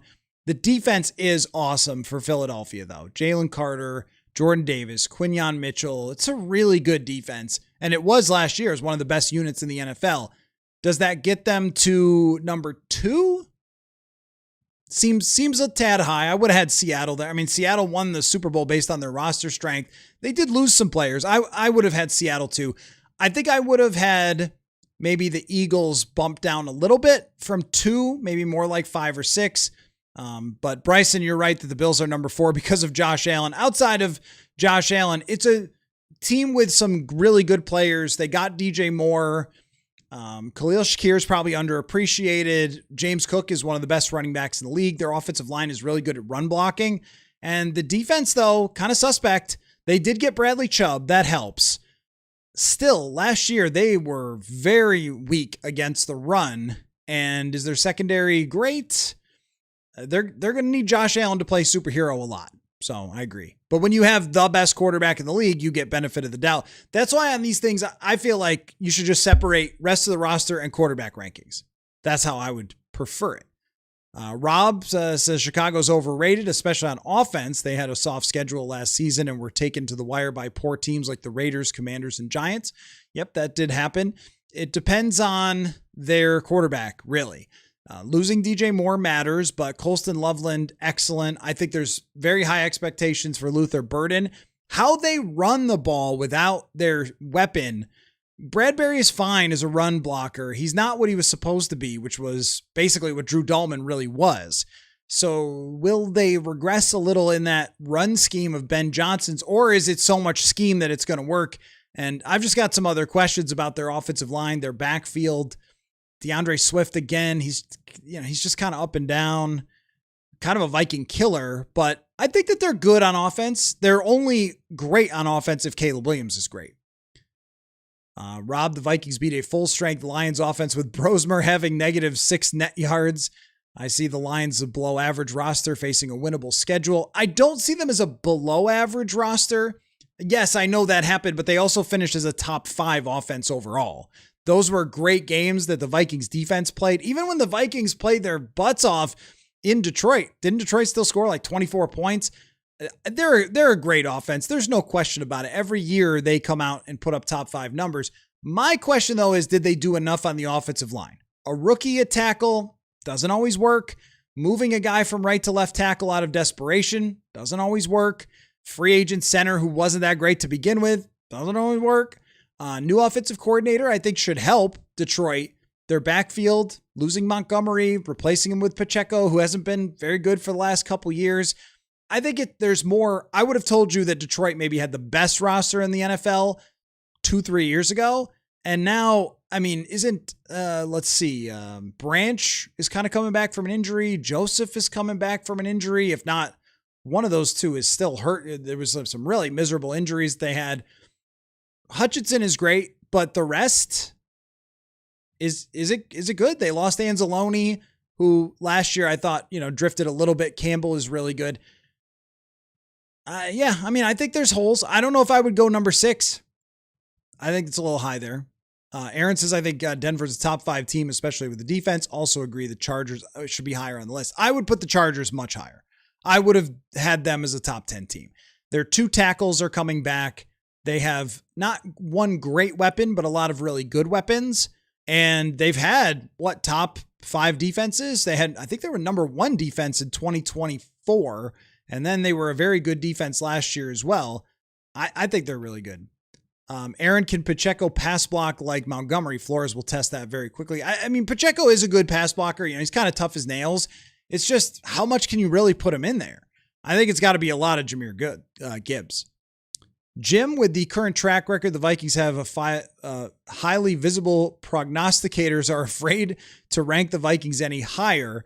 It's easier to say what a surprise than explain a bad ranking. You're right about that. I mean, because explaining a media, I wouldn't call it it's 22nd. It's in the middle. It's kind of a third tier type of ranking. It's not that hard to explain, which is they've got a lot of questions and they don't have a quarterback who anyone believes at this moment is going to have a great season. I think a lot of people would probably project Kyler as a mediocre season.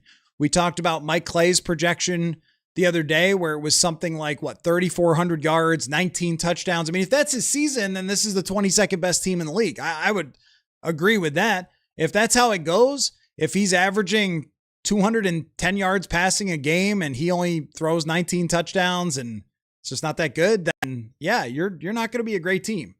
If they can't control the football a little better with completing passes and keeping the sticks moving and so forth, this defense will get more exposed than last year's defense did. I thought last year's defense had a very tough environment, which was they were on the field all the time. The offense never had the football and teams were able to run against them a bunch. Even if it wasn't successful, it was fine because they were, just going to keep pounding away and get the ball right back.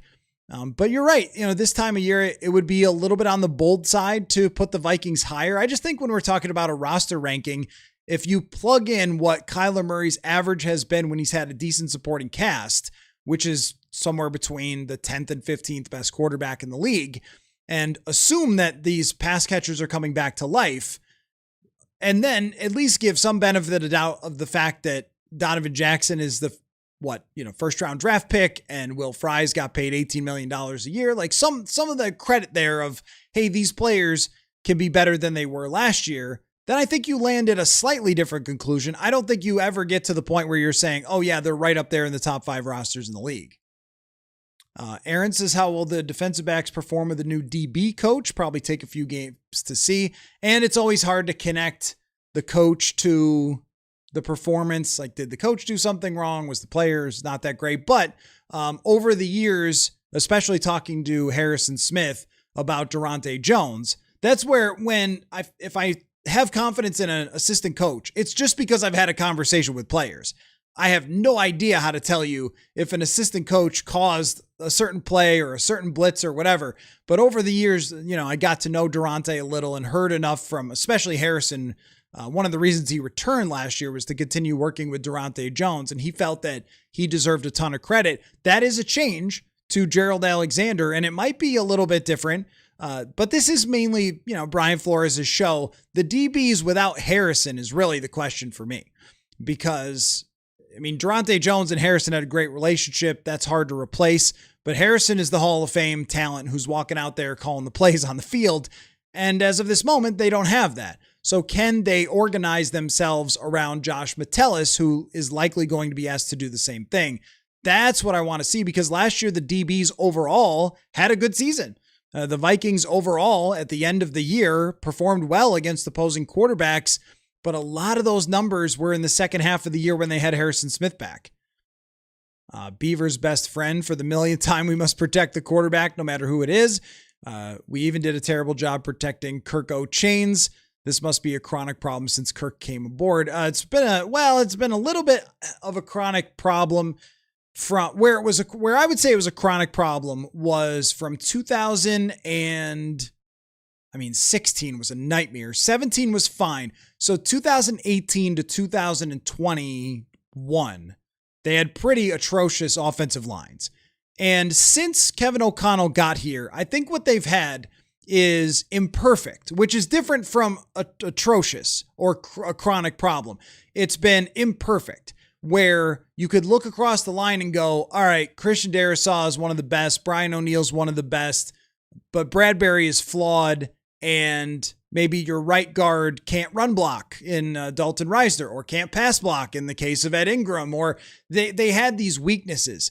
And if anything went wrong, so they had weaknesses starting day one. And if anything went wrong, then the weaknesses became catastrophic at times, especially in some big games for them.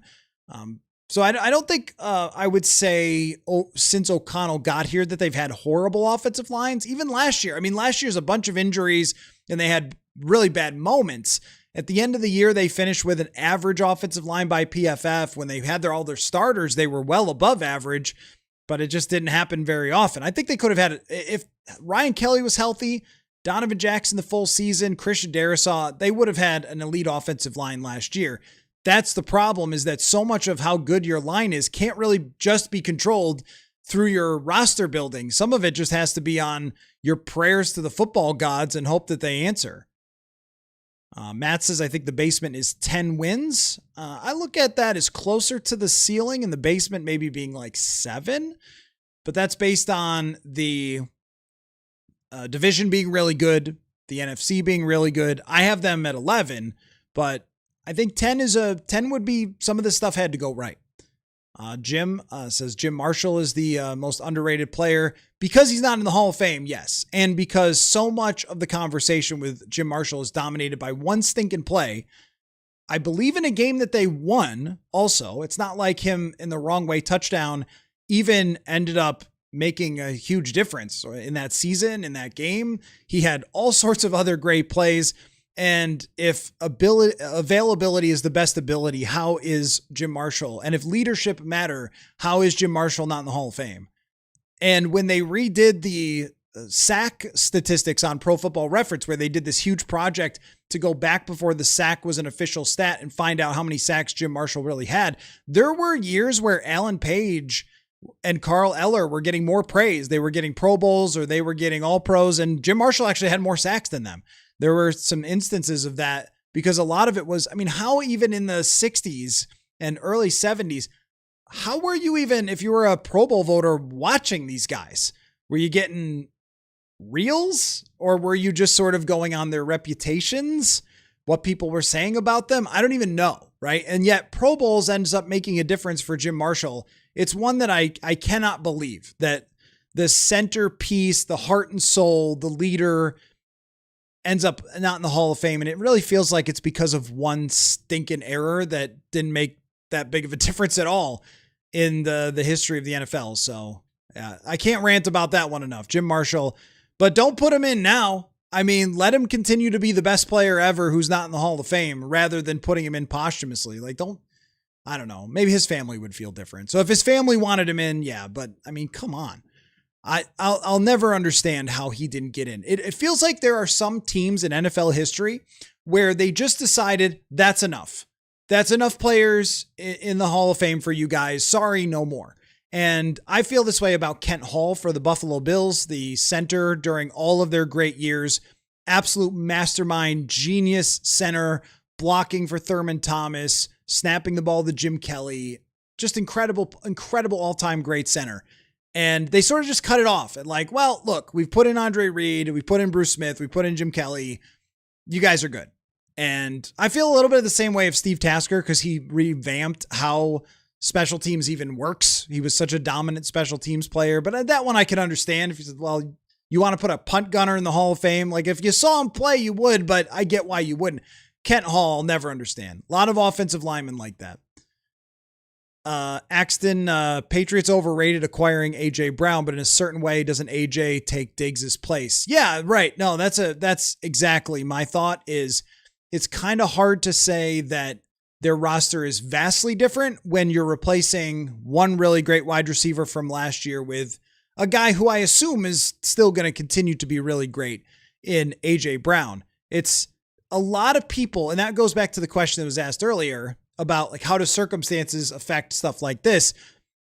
A lot of people are probably going to look different under the New England Patriots playing a harder schedule this year than they did last year with the quarterbacks they're going to go against. That I think that the quarterback performances that they faced last year were so bad. Maybe we can look this up. You want to look this up? Let's find out. Let's go look at the New England Patriots 2025 schedule and see who they played for quarterbacks. Let's find out. Because I feel like this is a good way to contextualize like how we analyze these things. We just assume that all stats are sort of what they are. Like that's who the person is and they can't be altered. So they started out last year against the Raiders. So that would have been Geno Smith. So there's a pretty atrocious quarterback. Then they played Tua, Miami, also pretty bad. Pittsburgh, Aaron Rodgers, not great. So there's 3. Carolina, Bryce Young, not great. They played Buffalo. There's one good one. New Orleans would have been Spencer Rattler, I'm guessing. So there's 5 bad quarterbacks in their first 6 games. Tennessee is a rookie Cam Ward. There's 6. Cleveland, there's 7. Atlanta, who did they face for Atlanta? Was it Penix? Because Penix was not a great quarterback last year. So there's 8. Penix had a great game against them, actually, but that's still not a good quarterback. So there's 8. Tampa Bay, okay, there's 8-2. I'll give Baker Mayfield, that's a good quarterback. They play the Jets, that's 9 bad quarterbacks. Cincinnati, who played? Was it Flacco? Because that's not a good quarterback. Flacco, not Burrow. So there's 10 through the first, so many ads popping up, sorry. Through the first 12 weeks, they played 10 bad quarterbacks, and then the Giants, even if it was Jackson Dart, that's not great. That's 11 bad quarterbacks to 2 good ones. They played Buffalo and lost. There's 3. They played the Ravens. Was it Tyler Huntley? Was it Tyler? It was Tyler Huntley. Lamar Jackson got hurt in the game. That was half a game. So that's what? 12 and a half bad quarterbacks through 16 weeks. Come on. And then the Jets and the Dolphins. Holy cow. So they played, what, 13 and a half bad quarterbacks? Wow. Yeah, I think they're overrated. Norse Force, what position group are you most excited to watch at camp? Other than quarterback, of course. I would probably go with defensive tackle. I mean, excited to watch defensive tackle because that's the most uncertainty. I'm pretty sure I know what's going on at wide receiver. Now, depth receiver, who's third tight end, like I'm interested in all of it. Who the outside linebackers are going to be behind the starters, very interested in that. But Dominique Orange and Caleb Banks, so they look the part because defensive tackle has been one of the easier positions to identify over the years. Last year, Jalen Redmond is just eating people up. It's like, okay, something's going on here. And that's why they trade Harrison Phillips because Jalen Redmond just beat him out. It's just awesome. And then he was awesome in the season. Rarely has a defensive tackle ever been really good in training camp and then just been meh or bad. Usually if they're good, they're good. Outside linebacker can be that way a little bit. Like the pass rushers, they're going hard every day. They want to get sacks and pressures. So you could pretty well tell. But this instance with Dominique Orange and Caleb Banks, I just want to see Caleb Banks. Like I've moved on from draft takes. I don't care about draft takes anymore. Historically speaking, yes, like you would have liked to have seen more production, but that means nothing to me now. Like he's a Viking and I want to see him play. So that's going to be at the top of my list for sure. Steven says, like O'Connell, but Flores gets way more out of the talent than he has than O'Connell does on offense.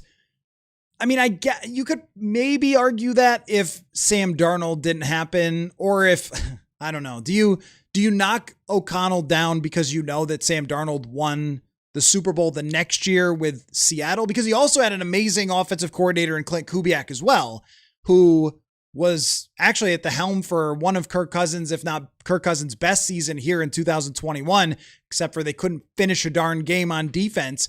But Kubiak was calling the offense that year for Kirk. So, he's clearly pretty good at his job as well. And they have a very good offensive line. They had a great running game, elite wide receiver to work with in Seattle. A lot of the same things, the running game is different, but the receivers, at least Jackson Smith, the Jigba is phenomenal. But the work with Sam Darnold was pretty darn good for Kevin O'Connell. And I think that in 2022, in the second half of the season, the way Kirk played was really good. And then in 2023, the whole first half of the season, when he was healthy, he was playing some of his best ball. From a passing perspective, I think O'Connell has gotten a lot out of a lot of people. Jalen Naylor, we've seen Jordan Addison. But on defense, you're talking about Brian Flores being truly special, like truly one of the best in the entire world on defense with his scheme. So yeah, I see where you're going with that. I think this year will be a real test case for it because you have a quarterback who's been good before, but you don't have a quarterback who's been great before. So if you do it with Kirk playing really well, then Darnold playing really well, then Murray playing really well, then you've got a pretty good argument. And he's got really good players around him. So, Contra Paston, how would you rank the NFC North offensive lines? I would go Chicago is probably first, even without Drew Dahlman. I think it knocks them down. I think they would have been first by like 5 miles if they did not lose Drew Dahlman, but I think they're still first, even with Garrett Bradbury. They're solid at the tackle positions. Still not incredibly sold on Jonah Jackson being good again, but he was good last year. Second is probably the Vikings. Green Bay, they lose Elgton Jenkins. They just have guys across the front. I'm really not sold on Green Bay having a great offensive line. So they might be last. So it'd probably be Chicago, Minnesota, because there's just questions for the Vikings. I think there's, you replace Garrett Bradbury. He's a pro. He was in the Super Bowl last year. It's not like it just instantly destroys a football team. So he's fine. And I think he'll work out well in Ben Johnson's system. And then they have a good rest of the line. So I would go Chicago first and the Vikings probably second, and then Detroit, because Detroit starting a rookie. Is it Blake Miller? Was that who they drafted? They're going to have to start him at right tackle right off the bat. I don't love that. I'm not impressed by the guy that they signed, Cade Mays, for their center. He's just a guy. So that's how I would go with it. Yeah. And that means the Vikings defensive tackles will have their chance. Steel Horse, national media will not recognize Minnesota as a top tier team. In order to get respect, this team would need to win the Super Bowl and then still not guaranteed to get respect. They will if they're good. In 2024, though, if you were making a counter argument, you'd say probably not. In 2024, it took until the end of the season because what has rung in people's minds is that 2022 season where it was ridiculous. Like you never are going to have that many comeback wins probably ever again, like they did in 2022. And that continued to be what they said about 2024, even though that team was much better. Even though all the metrics, they didn't have to win a bunch of one-score games. The metrics were much better. They outscored opponents by 100 points as opposed to having, wasn't it a negative point differential in 2022? But that's kind of stuck in people's minds about O'Connell. Like, oh yeah, well the guy got lucky in 2022. So are they going to regress? Are they going to fall off? That's going to be a conversation again. If they start 7-2, you're going to hear the same thing. It's like that 2022 season where they started off hot and then they were frauds, as if they have anything to do with each other. But, people make these connections. The team without a Super Bowl, a team that is only occasionally relevant. And it's also, I think that, the Vikings have a big fan base, but it's not Chicago. It's not Dallas. It's not San Francisco, and it's not New York. If there were more of you guys, maybe if more people watch Purple Insider, then they would be like, yo, we got to do what Purple Insider does, or at least sign up for the newsletter, purpleinsider.football, and read about these underrated players. But I think that has something to do with it, of why the national media just sort of scans over the Vikings like another team. Not that I think that that's the case from the guys who wrote this article that we're referencing. They're very good, very analytical. I'm a fan of all three. Seth Walder, Aaron Schatz. When I was in college, I talk about my influences for writing my book about, the analytics in the NFL and everything else. Part of that is influenced by Aaron Schatz. So I have a ton of respect for him. And Mike Clay comes on this show. He's a great guy. He's super generous, with his time. And I love his projections. So I respect where they have them and why they have them there. But in terms of being on Get Up and the big shows and everything else, they're going to lean toward, who moves the needle with giant fan bases more than they are somebody like the Vikings. But I also think that you have to earn it. You have to be nationally relevant in winning big games on national TV, which they do get a lot of them, and they got to win them. I mean, these first 2 weeks, they're going to play the Packers and Bears. If they go 2-0, people will be talking about the Vikings. So that's what it has to come down to. Good point from Brendan. A great point. Says making the playoffs in back-to-back years and winning some playoff games would earn national respect. When you haven't won a playoff game since 2019 and you haven't won two since when? Is it 1987, the last time they won two playoff games? It isn't, right? Is it? Because 98 and 09, did they have first-round buys? I think it's an apt point, Brendan. I like that, Lucas. I like this Chris Walsh as a special teamer, and got a fair number of targets. Chris Walsh, underrated player. I like that. He's kind of more of a deeper one than some of the guys I went with. I went with guys who kind of were a little more in the forefront, but Chris Walsh was a really good player, really physical, great blocker for the other great wide receivers. Yeah. Purple Kool-Aid. KOC loves his long developing routes. You can have a good line and still give up a lot of pressure. And that's something I want to see how much that changes, because Kirk by 2023 was throwing some of the shortest average depth of target in the NFL. And I think he was letting those long developing routes create openings underneath. And he was throwing a lot to TJ Hawkinson, as we saw. Is that what Kyler Murray's going to do as well? Because, they can use those for clear outs and go underneath. And I think that O'Connell was really trying to get JJ McCarthy to see that. And Wentz did a good job of it at times by, unless it's really there down the field, just, getting a completion and moving forward. But it does impact the offensive line. Everything with how you design your system impacts the offensive line.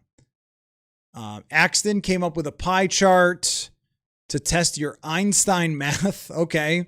Who will be the coach of the Vikings in 2027? KOC, B-Flow, an internal candidate or outside of the organization? I don't think that Brian Flores is ever going to be a head coach again. I suppose if there was one team that was going to do it, it would be this team because of their love and appreciation for him. But I don't even think then. I mean, the Wilfs are part of a club of owners, and they're just not, do you want to be accepted in your group or not? Because if you name the guy your defensive coordinator, okay, fair enough. But when he's suing the league and he's pushed this all the way to the end, and there's going to be some stuff that comes out in this lawsuit that is going to get some people in trouble, I promise you that. I'm not so sure that the Vikings are going to be willing to say, all right, well, it didn't work, and now Flores is the head coach. I would say KOC in 2027, I would go 70% chance. And then I would say outside the organization would be 25 and 2.5% to someone internally and 2.5% to Brian Flores. Not that Flores doesn't deserve it. I just don't see when you're suing the league. He's had great defenses multiple years in a row. He had winning records in Miami, despite that thing being a total train wreck and not having a great quarterback. And still, no one's even giving him interviews. I just would be very surprised if the Wilfs were willing to say, you know what? I know all of you other owners are really, really angry at this guy, but we're going to hire him as our head coach. I don't know. Steven says, I believe the Vikings are serious playoff contender with a good run offense. A good run offense is a quarterback's best friend. I think that that's true. And if this run offense can be in the ballpark of what it was in the second half of the year, which was a pretty good run offense. And they did give it to Jordan Mason more. And they did finish the year with above average expected points added. That to me is the whole linchpin of this thing. If that ends up clicking and you can run play action more, you can give more RPO opportunities to Kyler Murray because the other team is at least concerned about your run game, then he doesn't have to do everything. And it's noticeable when you go through Kyler Murray's seasons. This is another thing to talk about is volume. As volume increases, efficiency goes down. And so, like, you understand what I'm saying? Like, the more you throw, unless you're an all-time great, the efficiency is going to get less. If you throw 600 passes for most quarterbacks, you're not going to be that efficient. There's going to be a lot of incompletions. There's going to be some mistakes thrown in there. And you're usually throwing in unfavorable situations if you're throwing all the time. And Kyler was in Arizona. Most of his seasons that he played a full year, he's throwing at a very high volume in terms of attempts per game. He was 10th in total attempts in 2024. You'd much rather have him be like 20th in total attempts and just pass in favorable situations if you could get the run game going. That's really what they did last year in Seattle with Sam Darnold. He threw in a lot of favorable situations. Purple Kool-Aid, if our young talent shows up, we could be an 11 or 12 win team. I do not disagree with you. I think that that's a lot of this. And also, how much does this roster change between now and the playoffs? Is it a move in training camp that makes a difference? Is it a move in the season that makes a difference? If they're good, those things we know will happen from time to time with this team. And they could make a big improvement to try to go for it. Kerpluppy says, are we underappreciating the task Blake Brandel is about to take on? I feel like we haven't factored in the possibility of the project crumbling. What happens if that happens? Well, the reason that I haven't really thought of it crumbling is that if he was going to crumble, it would have been last year. Just playing with different guys. His first start is with Joe Huber next to him, who had never played in the NFL and was an undrafted free agent.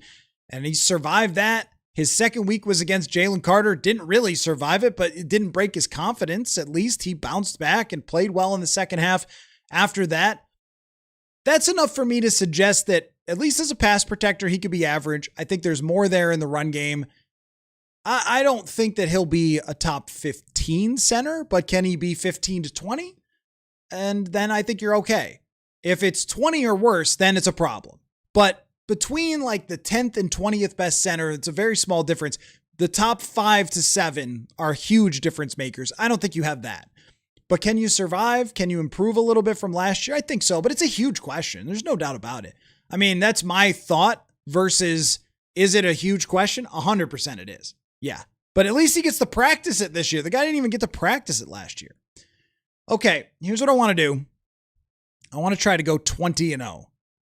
I was shown this website. Actually, I think we haven't seen Joker here tonight. He's here like every night. So we're missing you, Joker, and your sense of humor and snark.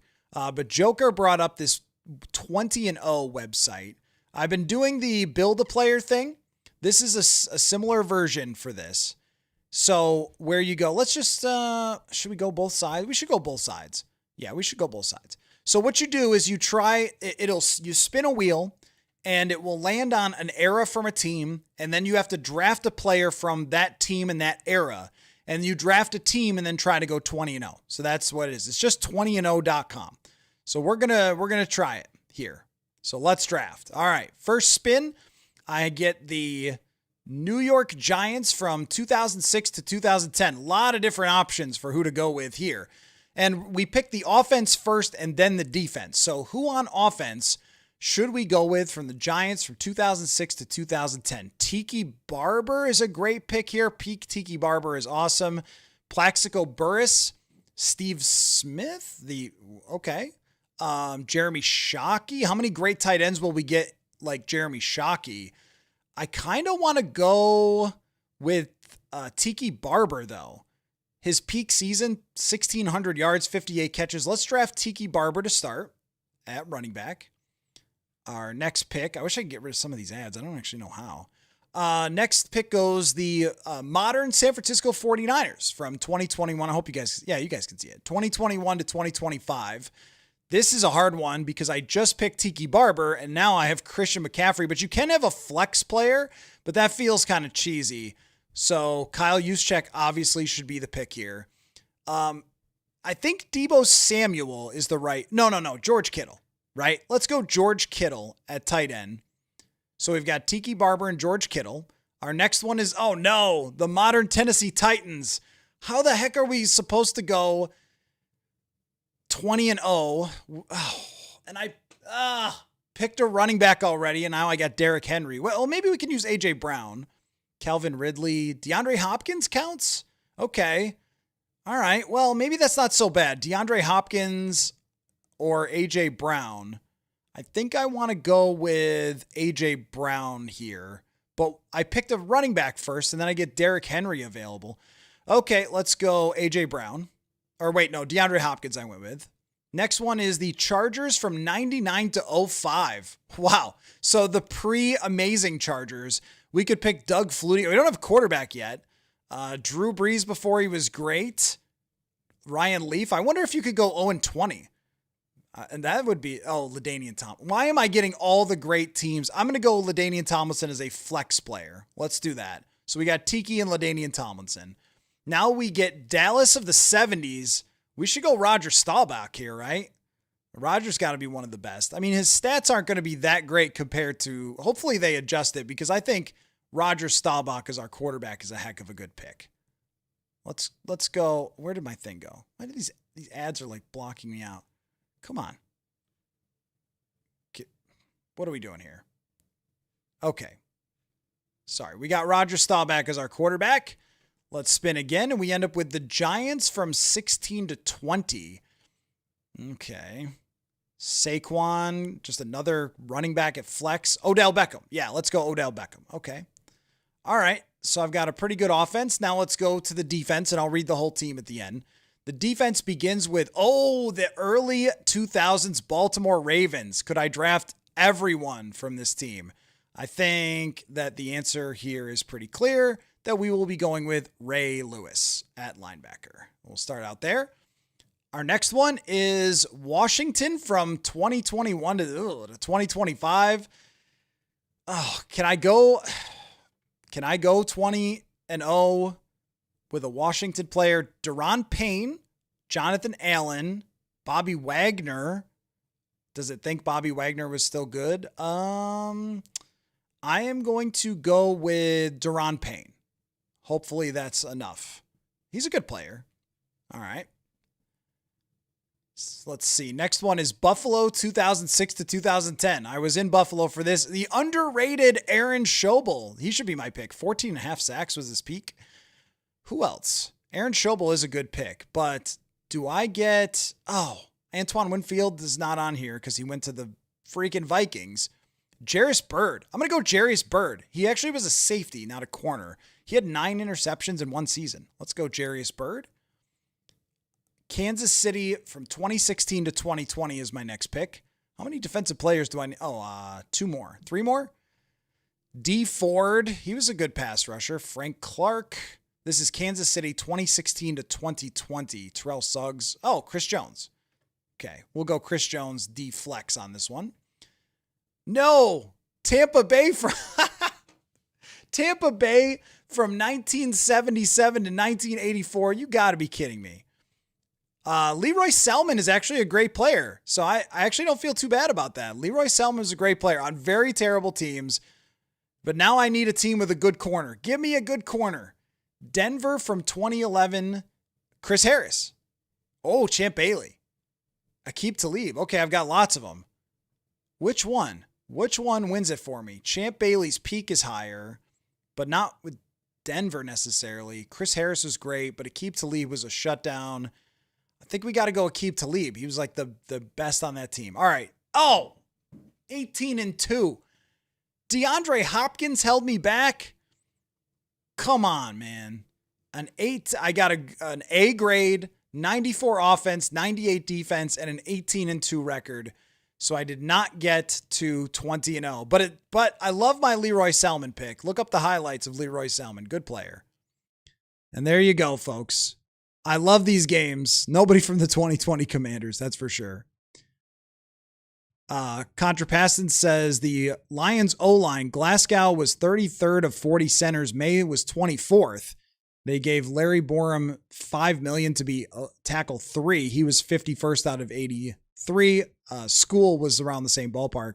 Yeah, I mean, seeing the Lions as having that much better of an offensive line, I think a lot of it comes down to just whether passing on Champ is a sin, but it was late Champ Bailey, though. That's why. It was peak Aqib Talib, but it was late Champ Bailey.